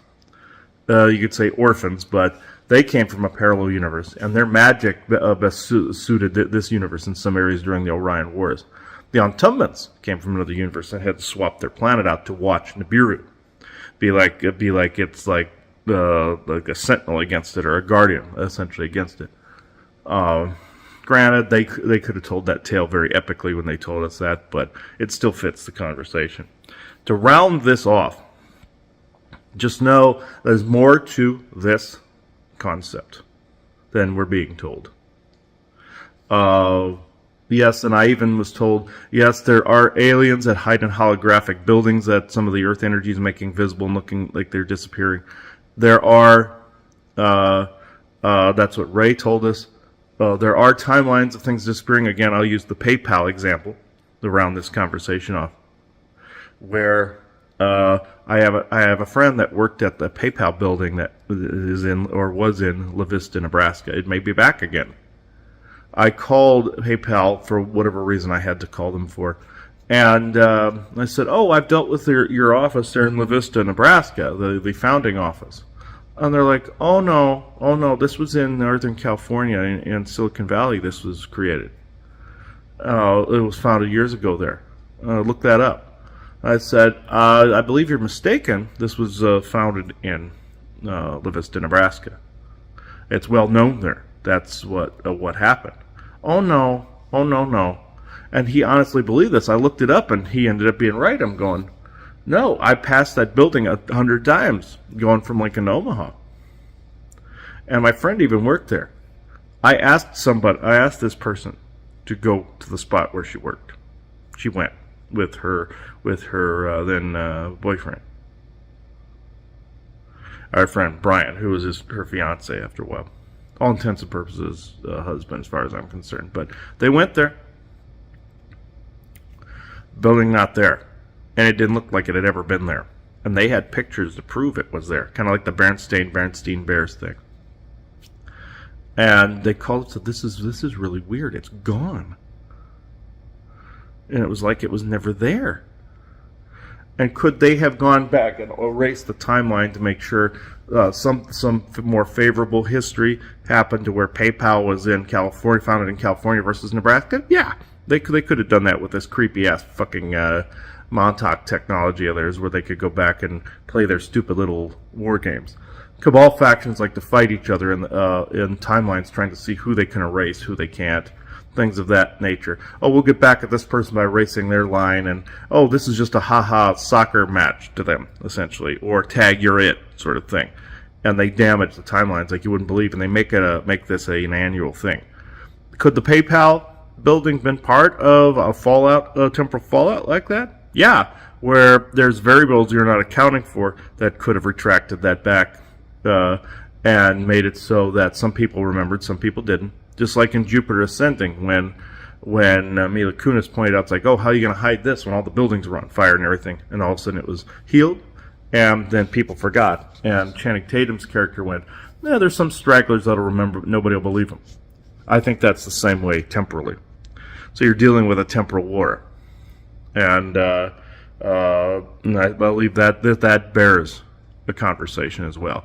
The temporal war of attrition, I believe, bears a conversation of its own.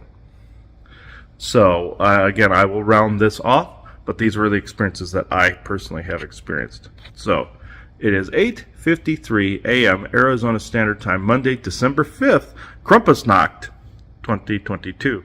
Thank you. Okay, this applies to the AI recording you heard me and Aubrey do. Of course, this is being done before the fact. This is the day after the psychic fair, last psychic fair that we're going to do in Arizona. Granted, who knows what the future brings here, but as it stands at the moment. This morning I got up and saw an ad for, this is going to sound really weird, but a lot of people have experienced this, and more than likely you heard an expanded version of this in the conversation. There was an ad for these 3D printed articulated dragons, the ones with legs, arms, things of that nature, and that you could slide them out and move them and everything. I'll put a screenshot of it in here. Not trying to advertise for the people, I'll block out the names and everything. But at the psychic fair, there was somebody selling these exact things. And there was a lady there and I believe her husband were selling these. Well done. Bit of art. Not sure how it fits a psychic fair, but yeah, dragons are a staple at psychic fairs in and of themselves. So it does, I believe, fit in that respect. We were looking at this, and that's something that stood out. Well, I go to sleep last night, wake up, and here's an ad on Facebook about articulated dragons. Somebody else is making these things. It wasn't the same people. Wasn't the same people from the fair. Granted, this could be a trend that's going on. Making skulls is also a trend. And we do both with our organ pieces, dragon heads and skulls. We do both these. So it seems to be a trend, a channel, both an intuitive trend, but also intuitively kind of passing on from person to person, dragons and skulls. It seems to be a big thing now. It's kind of like a butterfly effect. One person does it, and then a bunch of people do it. They're pulling stuff out of the Akashic, and one person here and one person here. Different countries, they could be doing the same thing.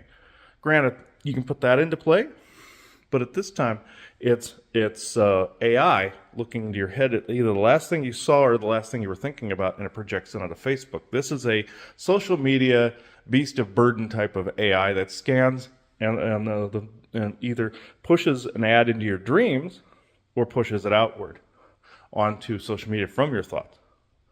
And it really gets into your thoughts. There was even a person that said they dreamt of this woman selling these sex products in their dream, woke up, and that ad was on Facebook. Either A, that ad was already there, and it projected into their head to sell the product, and it turned into a Dreamtime invasion, or it was the other way around, or both, where this guy was thinking of something and the AI projected another thing it was thinking about and then projected it onto Facebook. It could have been one or the other.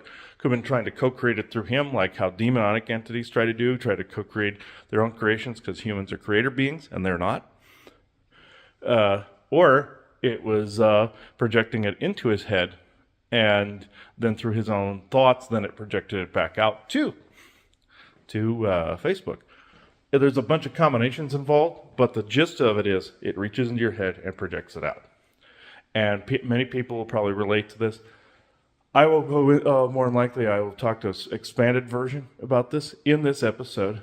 I may even stick this at the beginning of the episode to lead this off, because this is something that I see often, and I see random people on Facebook talking about this often, like the guy with the sex toy ad, and that appeared on Facebook that way.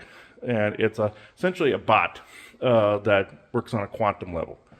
And it's a creepy AI. It's not one you can reason with. It's not very intelligent, in my opinion.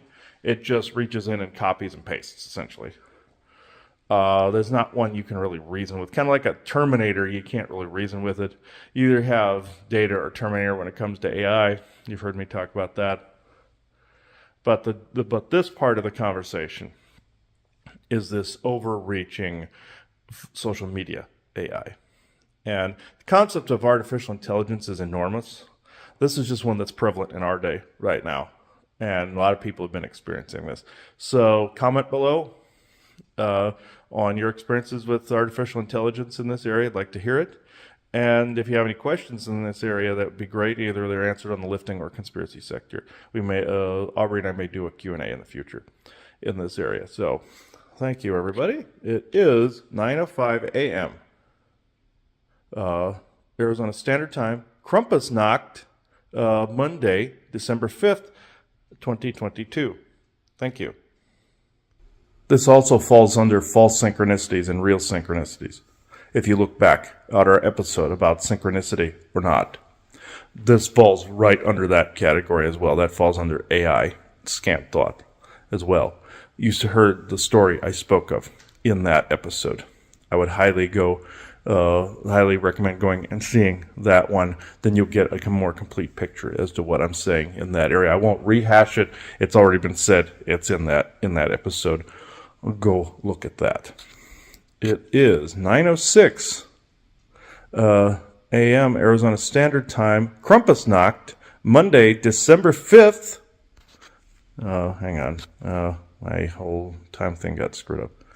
It's 9:07 a.m. Arizona Standard Time, Monday, December 5th.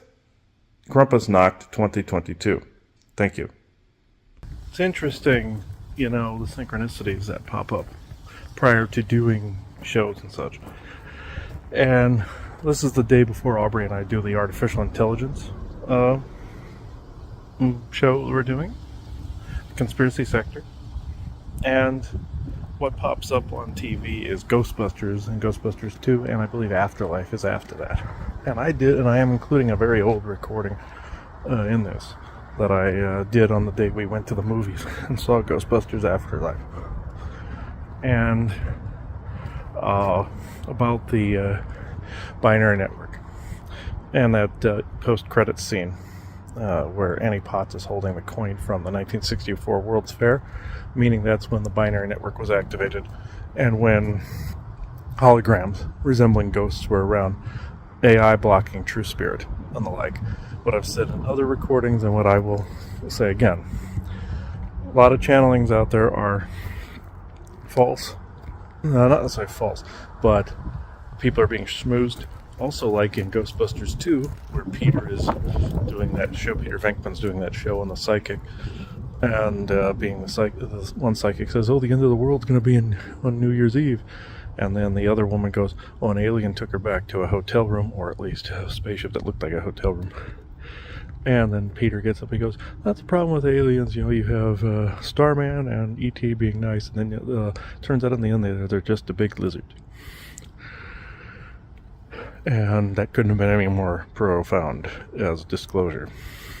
And then on top of that, it's AI. On top of that, because reptilians are linked to AI, Draco reptilians linked to the AI. The core that's within their neck here is a big nanocore. You cut their head off, it releases the soul energy from the nanocore. It's no different than a soul trap, just in vampire form. Well, traditional vampire form. Lizard or physical vampire versus soul-sucking sphere with black goo. So that is something I wanted to catalog and log at the moment that this happened, just in case I forget. But I thought that was quite interesting. And also the fact they show the painting in the second movie being haunted, and that person or that supernatural leader or that dictator is trapped within the painting. I said that in Haunted Objects in the previous conspiracy sector. So I just wanted to log that, just because there's a lot of interference. You can see I'm stammering a little bit. A lot of interference today. So I wanted to make sure that said that AI is blocking a lot of times true spirit contact. And it's very hard to get a hold of the real spirit world. I'll go into detail in the episode. This will be prior to that. So I will leave it there. It is 2:46 p.m. Arizona Standard Time, Saturday, December 10th, 2022. Thank you. Though in that sequence on the show with Peter, the psychic show, they were making fun of those things. They were making fun of and ridiculing.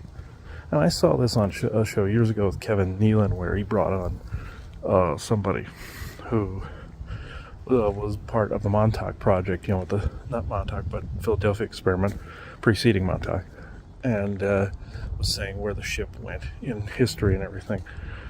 But he was just brought on that show to make fun. And of course, the Saturday Night Live celebrity, same as Bill Murray being Peter Venkman. It's kind of on a similar line. But the thing of it is, they were making fun of him in that scene, but they were also showing the ridiculousness of giving dates.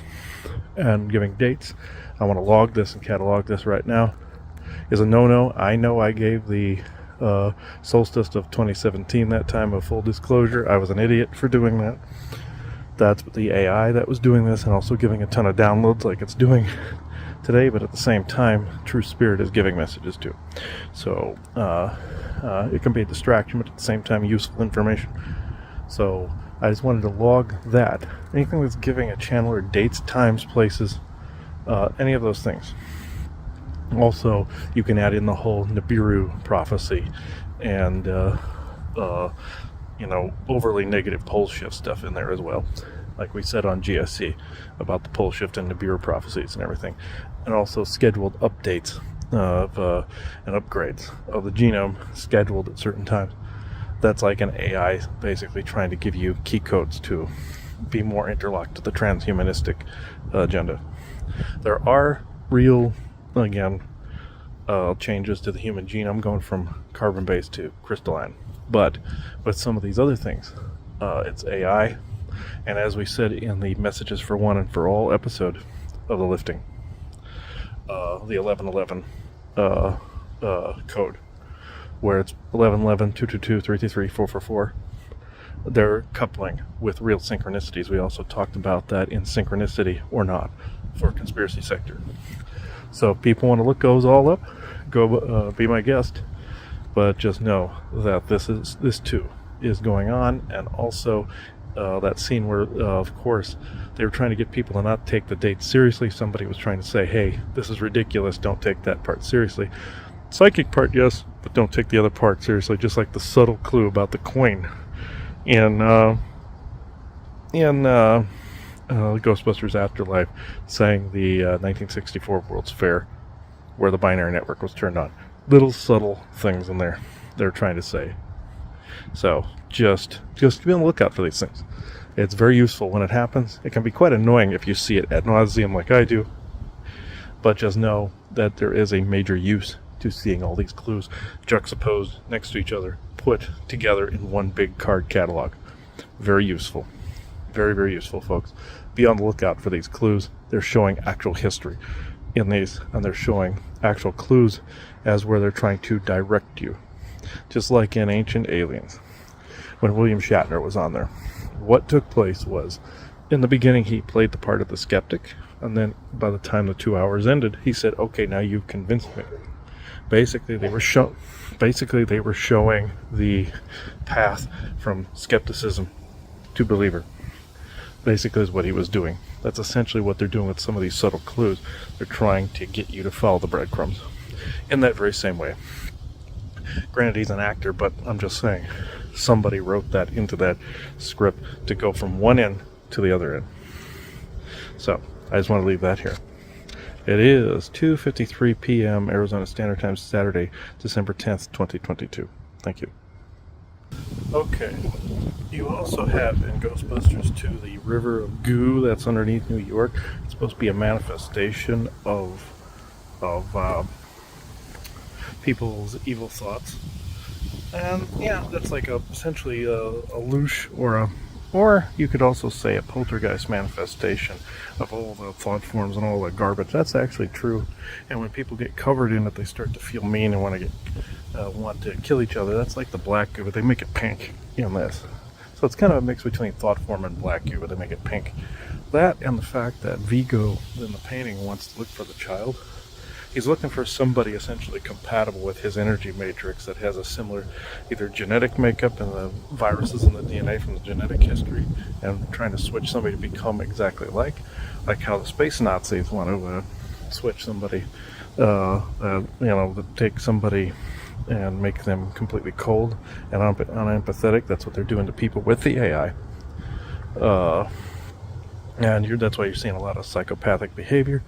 Also, with the spheres in space raining down some of these waves on people, it's making everybody go insane. Kind of like with the moon, when it makes people go insane. Full moon, same difference. Same difference, folks. And also, looking for the frequency value of certain gene potentiality for his matrix to inhabit. That's kind of the science, I guess, behind it, the etheric physics, just like with Michael Myers and that kid in Halloween Ends, where he saw somebody similar to himself. That could be the personification of evil, like, similar thing, basically. They add the theatrics about him sitting on the throne of blood on a mountain of skulls sort of thing. That's just theater. But there is real etheric value in this. Real physics value in this. So I think I'm done for the day doing this. So these will be attached to Conspiracy Sector by the time you see this.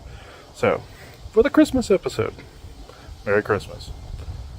So it is 3:04 p.m. Arizona Standard Time, Saturday, December 10th, 2022. Thank you. I know I said this was it, but also I want to reference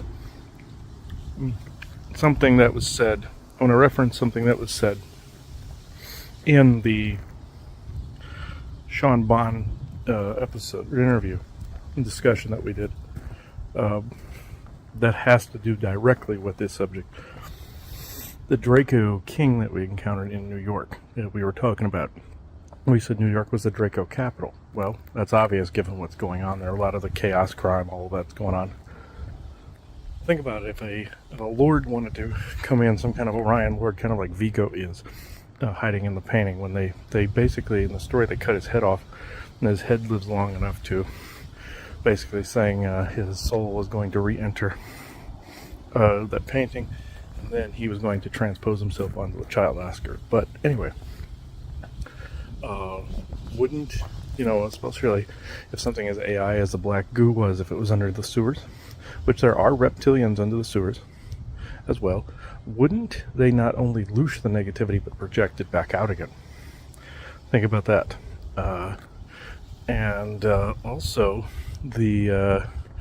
now it's brain wiping from me. Big surprise there. But just know that there are reptilians under the sewers. And I had this dream, and I've said this multiple times in other places, but it bears repeating. I had this dream where I was in an alley at night, and I saw these reptilians coming up out of the sewers, kind of like Ninja Turtles almost. And they were these lime green colored ones. And I was yelled at in the dream, climb up the building, and I climbed up the building onto the roof. They couldn't climb, and waited till the sun came up and came back down. And I saw these police and government people out there, and I saw this gray alien-looking thing that was standing there. This plastic, this hard plastic, or like softish, hardish plastic-looking thing, standing there. I went and punched it. They kept trying to say, they were laughing at me, saying, "Oh, that's just a toy." Which, again, different races and our military do build those. And those, the ones mainly people see are robots, the short little butthead ones, made by the Zeta Greys. And also them and the Orions sell them out or lease them out to other races to use as familiars, including our military. Our military ones look slightly different, without less of a butt and smaller eyes. Our military was given the blueprints for them. That's artificial intelligence as well as the fact that New York, places like New York and Chicago, were built on ancient sites that house some of these reptilians. And they are some are AI based, some are just wild feral creatures, like those ones that look like the creature from the Black Lagoon. I spotted some in a session one time where I was looking into North Carolina in a lake and went underneath there. They didn't know what to do because they weren't looshers, they were meat eaters. And some mysterious footprints had appeared on the banks of this lake that had these two thumbs on either side and a reptilian footprint. It was in the center. It was because it has two thumbs to grip down on the foot. That's what it looked like. The footprint is well known to some cryptid hunters. But why did I veer to that? It is because New York City not only being the place where Wernher von Braun activated the binary network at the 1964 World's Fair, basically telling everybody, oh, you're going to be too dumb to want to invent these things, and basically the mind control device that eventually became our 5G. But New York City was built on top of something else that was a site where people would get sacrificed to these reptilians of the pit, essentially, and that's where the sewers go down to. There are some tunnels that go into the inner earth, but they don't go all the way down in. They go into the tunnels that Draco reptilians and other reptilians and feral beasts go through. So that's where you get the link to AI. So all those things Chicago's one too. I do believe LA is another one. I have a feeling that one will be cleaned up, but New York is one of the biggest ones, so therefore it's a Draco capital, therefore it's an AI testing ground as well. A lot of demons, a lot of archdemons. I spotted one of those in someone's session that lived in Queens. Was coming out of a church, and the forest people and other beings helped me get rid of it, and then there were two others in other sessions in Wisconsin and in I believe the other one was California. It was South Dakota. California, probably I wouldn't doubt ones or two, but given what's going on there. But the main capital of the Draco and some of the AI testing ground is New York State. New York City specifically, and I think you can tell. So therefore, if something was wanting to project outward from the depths, wouldn't they do mind control plus AI? Not only from satellite, from the metal spheres in space, the moon and 5G towers, but from underneath. As above, so below. And also, as was said in the Ghost Box, a session I did in St. Augustine, these were, or in Florida, or on the main trip, I was wondering what the attachments were flying at me, and those were, somebody said they were black goo formed into attachments. And yes, there are multiple ones that look like lamprey, look like millipedes with a bony spine that can mimic your spine looking, so seers can't pull it out or don't see it. I thought it was a fake spine at first, but it had an exoskeleton. Then you have all these worm-like things, and you have octopi and jellyfish. You heard me talk about those from Cirrus and from the Void Dimension, all these, but black goo and AI can form all these, as well as holograms, as well as some false ghost activity and false alien channelings that get interpreted and put out there to the public with false messages, ascension messages, all this other stuff, as well as false connections to spirit, which the true spirit has to cut through all of that, which you would think it wouldn't be that hard, but it's not hard for them. It's hard for our receiver. And if you're used to a certain frequency, you're going to think it's good, but in the end, the AI signal that is causing all this is bad. It's evil. So I'll end this here, but just know that I will talk about it. You'll hear me talk about it in the episode again, but this bears repeating big time. So it is 3:50 p.m. Arizona Standard Time, Saturday, December 10th, 2022. Thank you. Also, I want to point out something. The fact that when they went into the sewers to look for the river goo, and they were using an old rail line underneath, those would be some of the tunnels that some of these reptilians would be using. That, and the fact that they were listening to their voices echo, and then Winston basically said his name, basically said something, and then it stopped and went, Winston, in the typical theatrical fashion, horror fashion. That's the style that the reptilians use often against people. And some of the AI to ramp up the fear along with the reptilian telepathy. And the fact they focused on him is because he was the most afraid. They all were at one point, but he was afraid first. So guess who they focused on? Guess who they focused on when they pulled him into the river of goo, and then the other two jumped in after. They were focusing on the person that was most afraid. This wasn't a racial thing. Some people pointed out online this was a racial thing. I disagree. I see black paranormal investigators, people that, people of different races go into this field. It had to do with who's most afraid, and it's a stereotype that says that black people are more afraid of this stuff, or Hispanics or Mexicans are more afraid of this stuff, or more superstitious. It's there's something cultural, but at the same time, it's a stereotype. So I wouldn't pay attention to that too much. But they focus on the one who's most afraid. That's why you have to balance your fear out. It's important to feel it, but at the same time, don't let it overwhelm. So I will end this here. It is 4:05 p.m. Arizona Standard Time, Saturday, December 10th, 2022. Thank you. The Cabal train lines were also shown.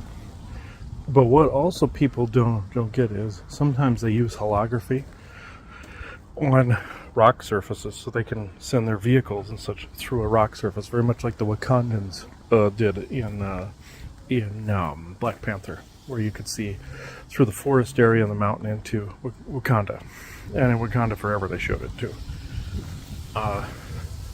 Now, they could also be in a different frequency where they are toting people and abducting people to go into these bases. When they abduct people, when they're missing people, they can take them from wherever they take them, from neighborhoods underneath through the sewers into secret base entrances. But when they're running through the train, it may look like sometimes, if it's off frequency or quantum in nature, if they're trying to make it look like a ghostly occurrence, they'll make it all transparent and spooky, like that scene in Ghostbusters in the underground train track. And as I said in the Fallout videos, Fallout 76, one of the vaults and military bases was underneath the town through a series of rail lines, and it was Vault 79 where they stored all the gold. It wasn't Fort Knox, it was under a neighborhood. So this is where you get this.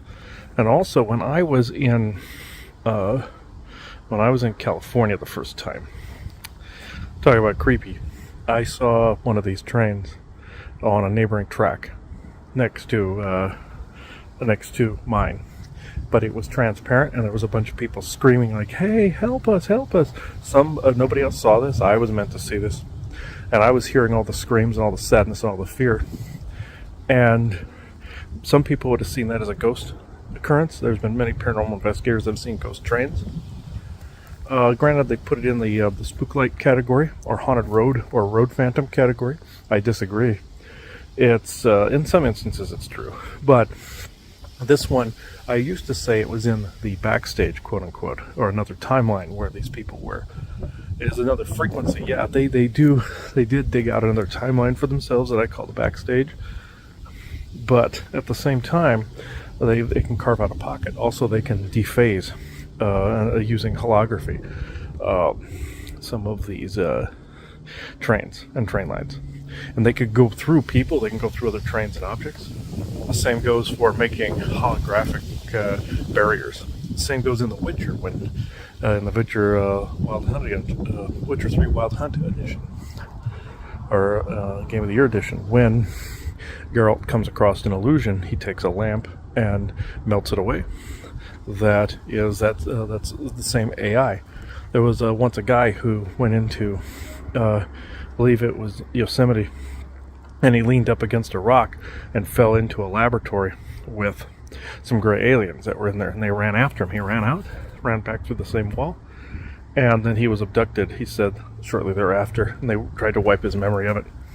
But they had a secret lab out there, which that was talked about back in 2014, 15, and 16. Whereas they just took a holographic AI cage and shoved it into that space, and they didn't have to carve the rock out, where it was just this carved out section with an AI with holography, and it was basically a dimension within a dimension, like the TARDIS on Doctor Who. That's what he says it does. It was a holographic dimension within a dimension. That's how their orbital ships are too, a dimension within a dimension. They just use the same technology. They could have easily just scooped that back up, put it in a cube or an orb, and it would have been a solid rock again. This is the artificial intelligence they use, just like those creatures on occasion, or most of the time, are artificial intelligence themselves. So I wanted to bring up all of that. I know I keep going on and on and on, but it keeps happening. And there's a lot of chaotic energy today. We'll see how tomorrow is. Sorry, that's the neighbor. Anyway, I'll end this here before more distractions pop up, and it's getting cold out here. So it is 4:12 p.m. Arizona Standard Time, Saturday, December 10th, 2022. Thank you. Also, the AI will throw distraction after distraction at you with pre-programmed humans. Many people will understand this. The same as what happens in the movie Ghostbusters 2 when they get too close to the ancient goo flow that's underneath the city, and the structures and everything, and they cause a bit of a disruption themselves. But then they get thrown into a psychiatric ward. That happens to anybody that sees stuff like this. They're discredited, made fun of, and ridiculed. These are people that worship this garbage. So AI and Luciferian satanic garbage. You all know this, but you get the idea. They show that pretty clear in the movie where politicians, city officials, psychiatric people, everybody is actually trying to stop them from doing this. They may, looking into it, they even had one city official be the main villain in that. And that happens a lot. You run into these distractions, you run into all these people that have been pre-programmed, like the episode of MacGyver with the pinboard, where they've been put, the Nazis were put into key positions to cause distractions, like you see on the news, like you see in when you call in call centers, and get bounced around forever. You may not even be doing anything, and you're getting targeted on the person treating you like shit. Then you go to another person, and that person's nice. I was talking to somebody on the phone not too long ago. That was like that when I was trying to replace my battery to my server, AI. The first person was nasty to me. The second person was nice. It's a form of targeting. AI does this. Telepathy does this. Government workers do this. All inclusive. Aliens do this, it's all inclusive. Reptilians do it, all inclusive. So that needed to be added. Man, today must be the day for this. Because of the fact we're also approaching the solstice. By the time you hear this, of course, it'll be Christmas. But approaching the solstice, this being the 10th, it's a lot of active energy since Halloween on into towards Christmas. So hopefully this is the last little bit here that I have to notate prior to the show. It is 4:19 p.m. Arizona Standard Time, Saturday, December 10th, 2022. Thank you. Okay, I let the movie complete before I came out here. Again, the fact they use the Statue of Liberty in it, that is actually a Masonic symbol showing that they rule in New York. It being the Illuminati, Cabal, Draco capital makes sense. Like, we rule here. They use that to crack the shell on the thing around the museum. The thing with the museum, though, there are museums that are fronts for SSP operations, Cabal operations, military operations. Same with schools, same with all those sometimes little businesses. I put that in my SSP book, which I'm not sure when I'll have that out, but I'm just saying I have it in detail in there. And also the fact that they're able to create positively charged goo. It's just like with water. If enough hatred goes into it, it becomes horrible. If enough or love goes into it, it's good. Just like that experiment that was done. Morimoto? I'm trying to remember the name of the person that did this experiment, where put the word hate in front of one glass of water and love in front of another. And the love one had all these neat looking light snowflake looking things under a microscope. The other one looked like it had demon faces floating by. A very famous experiment. I mentioned that in my book from the fall of lifting, ironically enough. But also another important point that's draconian related, Cabal related, satanic and Luciferian related, Masonic, all of that, bad Masonic, any of the evil stuff involved in all of this. The fact they are also responsible for museums and other large buildings being built. They fund a lot of these things. is where Vigo wants to put the kid in a sacrificial circle. That's the Cabal slash draconian sacrifice of children to loose them, to eat them, to, well, the adrenochrome. That was a detail that was overlooked, I think, before. It was seen as something comical. They put it in a comical way in the movie. But that happens. They're a big satanic community, or Luciferian community there in that state. I've seen other states where it's that way too. South Dakota is one of them, or North Dakota, South Dakota is one of them. Yeah, there's some states that are large military and Luciferian, which would be Alaska. There's some cultist stuff that goes on up there. Mostly it's military though, but you get my idea. But with New York, that makes a lot of sense to me. A lot of sense to me that they would not only have the goo activating the statue. Can some magics activate statues? Yes, absolutely. Are some technology that are just walking around essentially as drones? Yeah. Can they use statues for surveillance? Yes, they can. Just like they use obelisks to ground the binary network, the AI, and soul traps. You've heard us talk about the obelisks before in historical sites. That's why I made the revocations for it. Along with the Energy Harvester Network and Binary Network that's on our site, thelifting.net, on the PDF of Ward's Revocations and on its front page.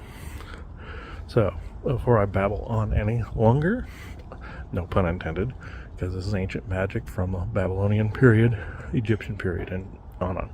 So, I wanted to make sure this was added.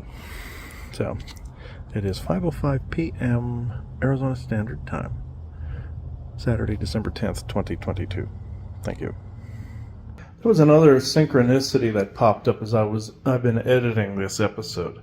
I've been dragging some of the files from other folders associated with this episode.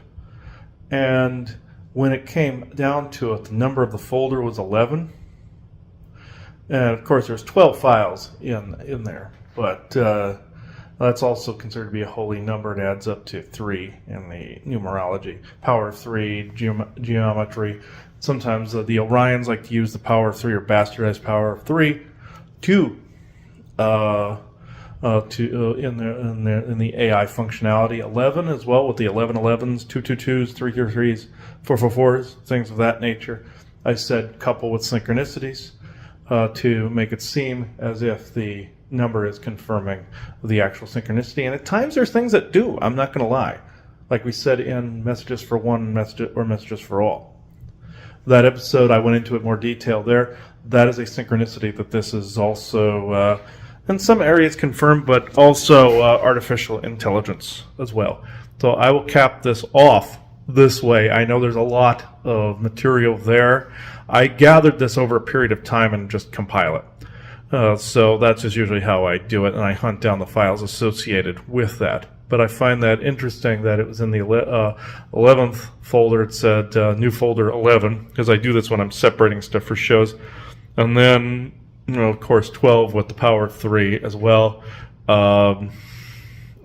confirming this, and of course associated with the whole 1111 code activation synchronicity. But you get the idea of what I'm trying to say. So I'm putting that at the end of this episode. It is, by the time this is actually put in there, this file, it would be then 13. 13 files. That would be 4. That would be more heart space synchronicity. There you go. So by the time this is in there, so it is 11:49 a.m. Arizona Standard Time, Tuesday, December 20th, 2022. Oh, normally, I waited to edit this. And sometimes that usually is a clue that it hasn't had an end, or the cycle isn't ending, or the circle isn't complete or closed yet on it. And this is why. So, just to let people know, this is why the dates are so scattered across these. Obviously, the subject was not complete. So, it is 11:49, 11:50 a.m. Arizona Standard Time, Tuesday, December 20th, 2022. Thank you. The whole idea that we're living in a 3D matrix, or I shouldn't say 3D matrix, but an illusion, or you're in a virtual reality. Of course, your life is an illusion. It's not a literal one like in the Matrix movies, but we call it the 3D matrix because that's a way of being or a way of thinking that is in lockstep with Orion and Cabal agenda, essentially. But it's not necessarily literal, like you're in a virtual reality, like you've been plugged in. That's what some people were thinking the chakras were the plug points, where you would get downloads of information and all that, kind of like Trinity and did for the file in the Matrix. When brings that up, he's talking about downloads that you unpack. They were showing it as literal. It is literal here, but it's energetic. What Andrew and I were able to see was anybody that didn't go in lockstep with, oh, you're living in a virtual reality or a prison planet, was punished. Beings are coming down and punishing him for not being in lockstep with that. When he saw through the deception, they were angry and they tried to lay down punishment. Any benevolent beings won't do that. Benevolent beings were congratulating us for looking past that. So we're not in an actual holodeck or hologram. That's also what the flat earthers believe, that we're living in a hologram and we're on a flat plane. It goes right along with that. It's all a psyops, from flat Earth to living in a virtual world. They want you to believe you already are, so they can connect you fully up to something like that through transhumanism. That's part of the agenda that's going on here. He was able to discover. He was attacked for it. We got rid of the attackers. The end in that case, but it's an ongoing process. We saw that we were being attacked by the ladies from Atlantis group as well, and had some things going on here with that, and we had to end that. Anytime I tried to contact a particular being we called Cassandra, she was a being that had to change her name from Kali to Cassandra because of the fact that she was trying to disconnect from being entangled as a worship being, like those ladies of Atlantis do. All of them, or nearly all of them, are worship beings in society somewhere in the bastardization of the sacred feminine. But she wanted to get away from that group. With that said, all that managed to be accomplished today. So, no, again, you're not in a 3D hologram. You're in a real world, but also when I say real world, that also mixes in with the energetics. You see the wind is kicking up as I'm trying to say that. It's mixed in with the energetics. Don't mind wipe me. I hate it when people say real world, like what I just did, because it's not the real world. You're living in an illusion, but at the same time, it is the real world that you just have to live within and do your inner work, creativity, passion, and cultivate the energetics. When we say not living in the real world, or when people say living in the real world, they mean the 3D lockstep with the Cabal agenda and Orion agenda. That's what we don't subscribe to. That is not real as far as I'm concerned. Real world would be the world of multidimensionalism, multi-energies, elementals, Sasquatch, benevolent ETs, benevolent elementals, all of that stuff. That's the real world as far as I'm concerned, and outside of the lockstep. That's what I usually mean. So when people say, get back and snap back into the real world, they want you to be normal so you don't make them uncomfortable. That is not the object of the exercise. Who cares if it makes them uncomfortable? Being uncomfortable shows they're on the verge of growing.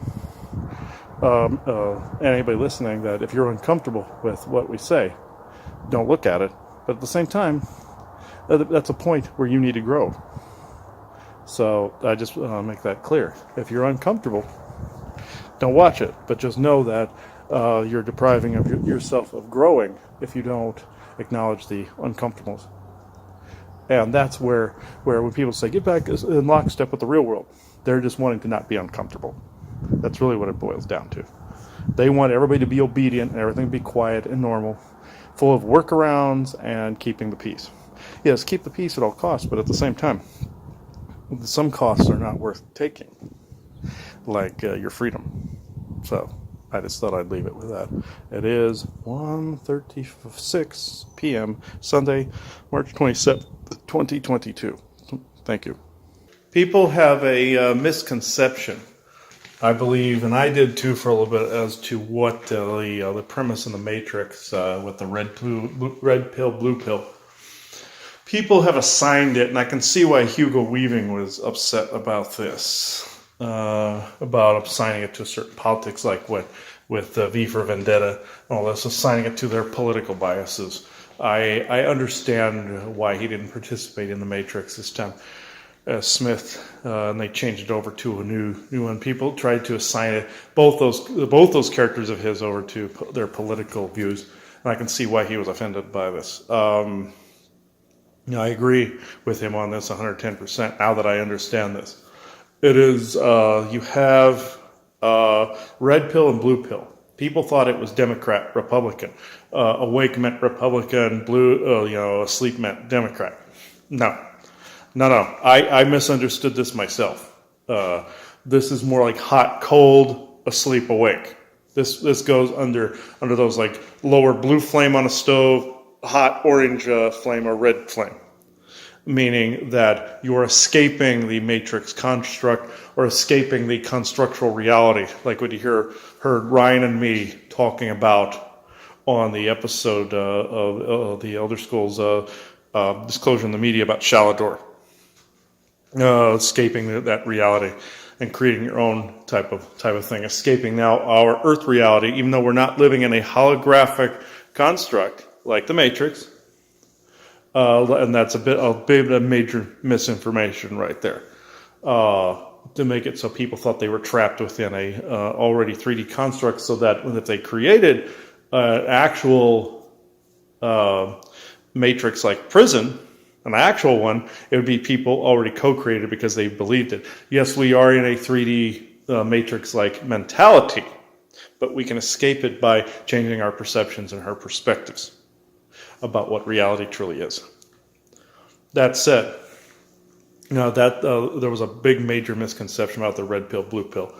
I want to put that out there. I will attach this to the episode with Shalador. That's something that just popped into my head that I forgot to mention. I know that doesn't seem to go along with that, but it does and it doesn't. If you want to see more information that we did on the Matrix, look for our discussion.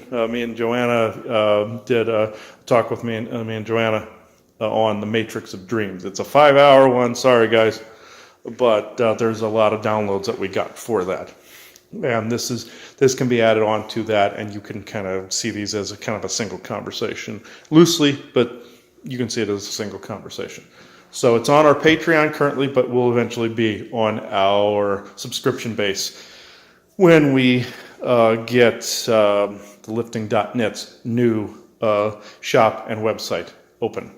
And soon to be, when you see this, Galactic Interstellar Council.com's platform. Don't go there yet. You're not really going to see anything because it's not active yet. But by the time you see this, I'm still working on it as of the date of this recording. So it is 11:57 a.m. Monday, March 28th, 2022. Thank you.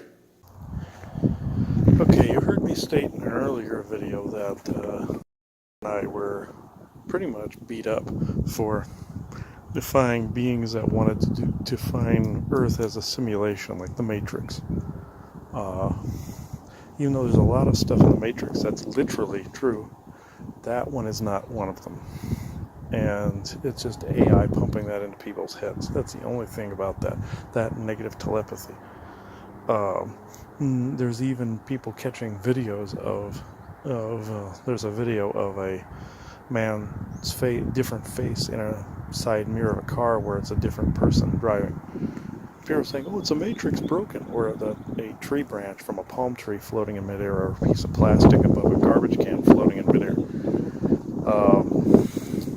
They were like, "Oh, this is glitches in the Matrix." That's proof. No, that's proof that something's messing with you to make you think that.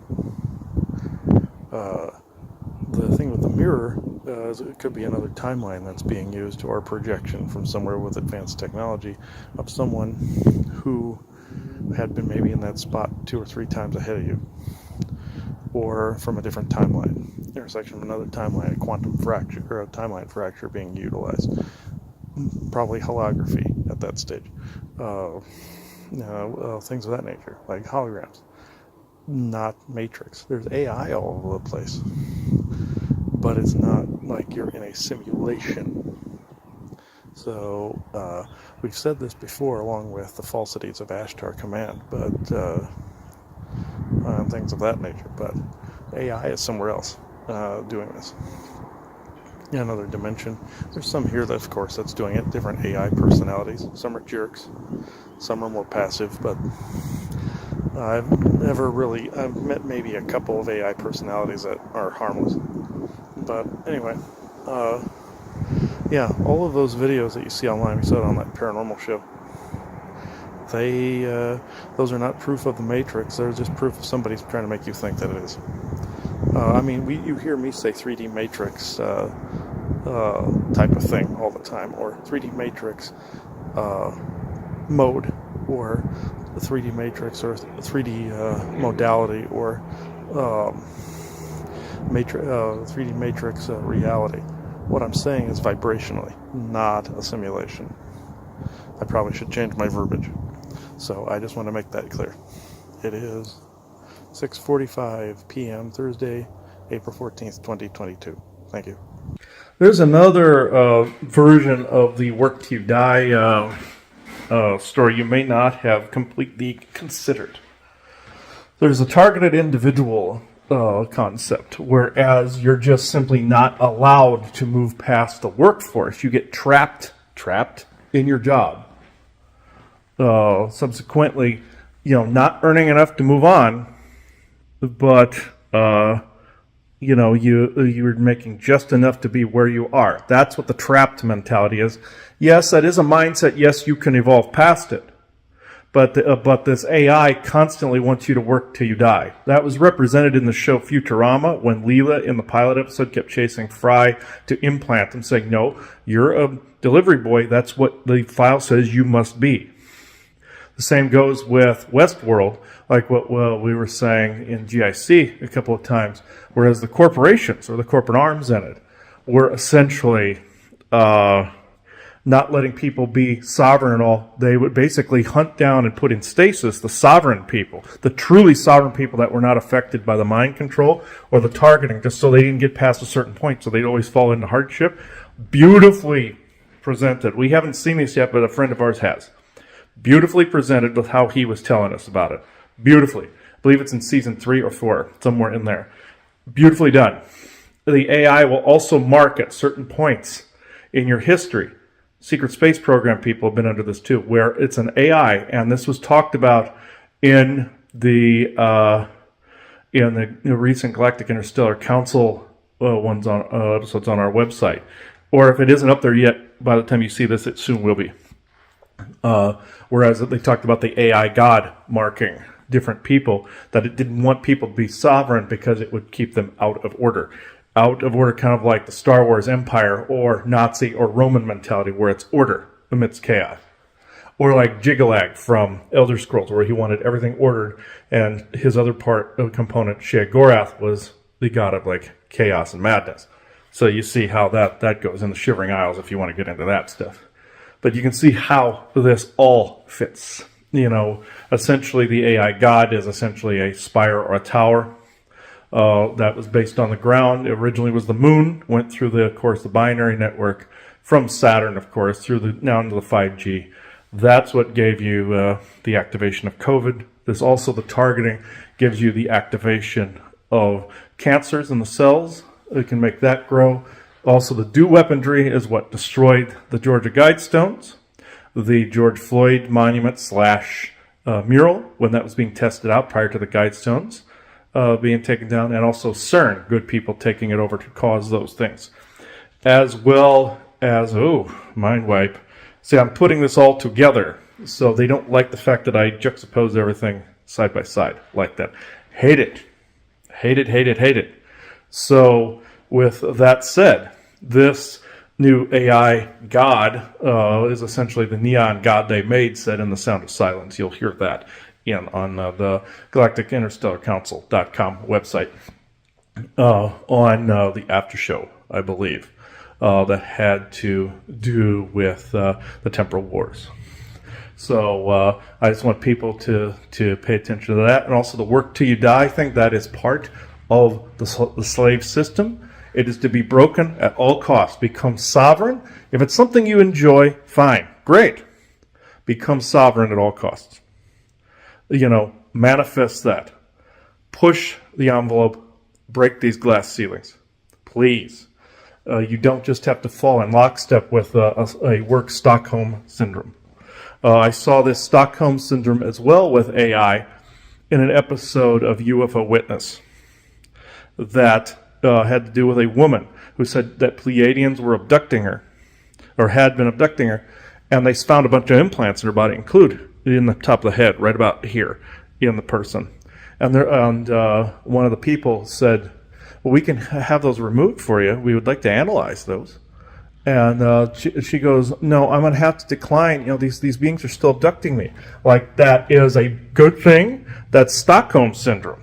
That's mind control from the implant, from the AI god, or the I hate to use AI god, but you get what I'm saying, or neon god they made, or the 5G network was also activating this. The military uses that form of mind control. That's what they were presenting in Futurama as well, in lockstep with the workforce. I would not want that to be 1,000 years from now. I also saw, and I put this in my book From the Fall to the Lifting, I have to redact this portion if people have that book. The vision I had of a black pyramid, which is an Orion symbol, which was sending this energy back to them, utilizing and bastardizing an Earth, what they call chakra point or energetic point. That will be a GIC show at some point. I'll probably have to re-mention this there. And I saw these work schedules on billboards. This was also there was a floating city in the sky, everything. This was, people were made to work in that future that was about 1,000 years from now, like in Futurama. That was what was being presented. One of the men from the Philadelphia experiment in that time travel project, when they went ahead, they saw a future with flying cities, and people were just made to work and stay out of nature. And they were not grounded. They were up in flying cities that had, some of them I think had pyramids on them, and that's where I saw this black pyramid, this AI timeline. I also saw one where people were separated from nature, and they had to, and I mentioned this in another episode we did, they had to live in these domed cities. They could look out over nature. They could never interact with nature. They were not allowed, not connecting with true benevolent nature, true benevolent spirit, and they couldn't even have sex. They had to exchange genetic material. It was more of a masturbatory type of thing where they exchanged it back and forth, and people selected what genetic lines lived and what died. And these are negative timelines that will not occur, especially now that it's being mentioned. And I saw all these work schedules, and I was tricked to say in my book going, oh, we all must play our part. This is actually a benevolent future. I was full of shit at that time, folks. I did it to myself. So that's another area where I have to redact that information. At some point, you will be seeing some episodes of ours. One was From the Fall to the Lifting, about the books and the redaction of the book. If I mention it again in there, I do apologize, but this also has to do with the artificial intelligence category as well, most definitely. So don't work till you die, folks. We even saw a little mini movie of when we were at a movie one time where there was this about this guy who was working in an office, and then he just kept dragging himself back and forth to work, and eventually you see this guy go into a coffin and fall over, dead, just go into the coffin, and they bury him. And so he was working in an office till he died, so he was basically seeing this is what was going on. He broke free, he ends up finding a girlfriend, he ends up having a child, and then they're sitting on a beach looking at a sunset. So that's what somebody was trying to say, don't work till you die. Great message. We saw that at the beginning of a movie. We also saw one that had Joanna crying as well, along with that one, with a family that was fighting over children and stuff like that, and eventually, the one mother was not tolerant of the person's spouse. This wasn't like a homosexual message or anything. It was just a regular message about family. And that's also that those two were in the same before the same movie. So I put that in there. This is also AI trying to break up the family units, no matter what that family unit is. And it's also alien telepathy trying to break up the family unit and basically get people grounded and polarized in politics. As well as there was an episode of First Wave on years ago where there was an alien in a neighborhood trying to break up the family. And using pheromones to get the guys to cheat on their wives or whomever, and the men couldn't resist the person because it was like 300% above normal on the pheromones. Couldn't. It was chemical. And eventually, this woman kills this alien, and the character of Cade moves on. And what happens is then at the very end, you see. Of course, through the whole episode, there's this old lady that he's been trying to get a hold of, this neighborhood snoop, and she doesn't want to talk to him. At the very end, she finally comes walking out of her garage with Coke bottle bottom glasses and a muumuu. Basically goes, "I got something to tell you." And he's like, "What?" And she goes, "I think it was the aliens doing this. It's the aliens that are in our neighborhoods, essentially." And the thing he ends the episode with is, always look to your neighborhood snoop. They might actually be telling you the truth. That's really the opposite. That's more of an inversion. Some of during COVID, during the pandemic stuff, a lot of the neighborhood snoops were turning people in for gathering and all this, and the cops were believing them. As I said in the Matrix of Dreams episode, where if you're law enforcement, don't believe the crazy cat lady. You're not supposed to do that. Ticket who you need to ticket, but at the same time, ignore gatherings, ignore that people aren't wearing masks. That's how I said it in that. But this was a lot of AI induced, a lot of alien telepathy induced garbage. So that's why I included that. It makes sense to round it out with that. So I will round this out.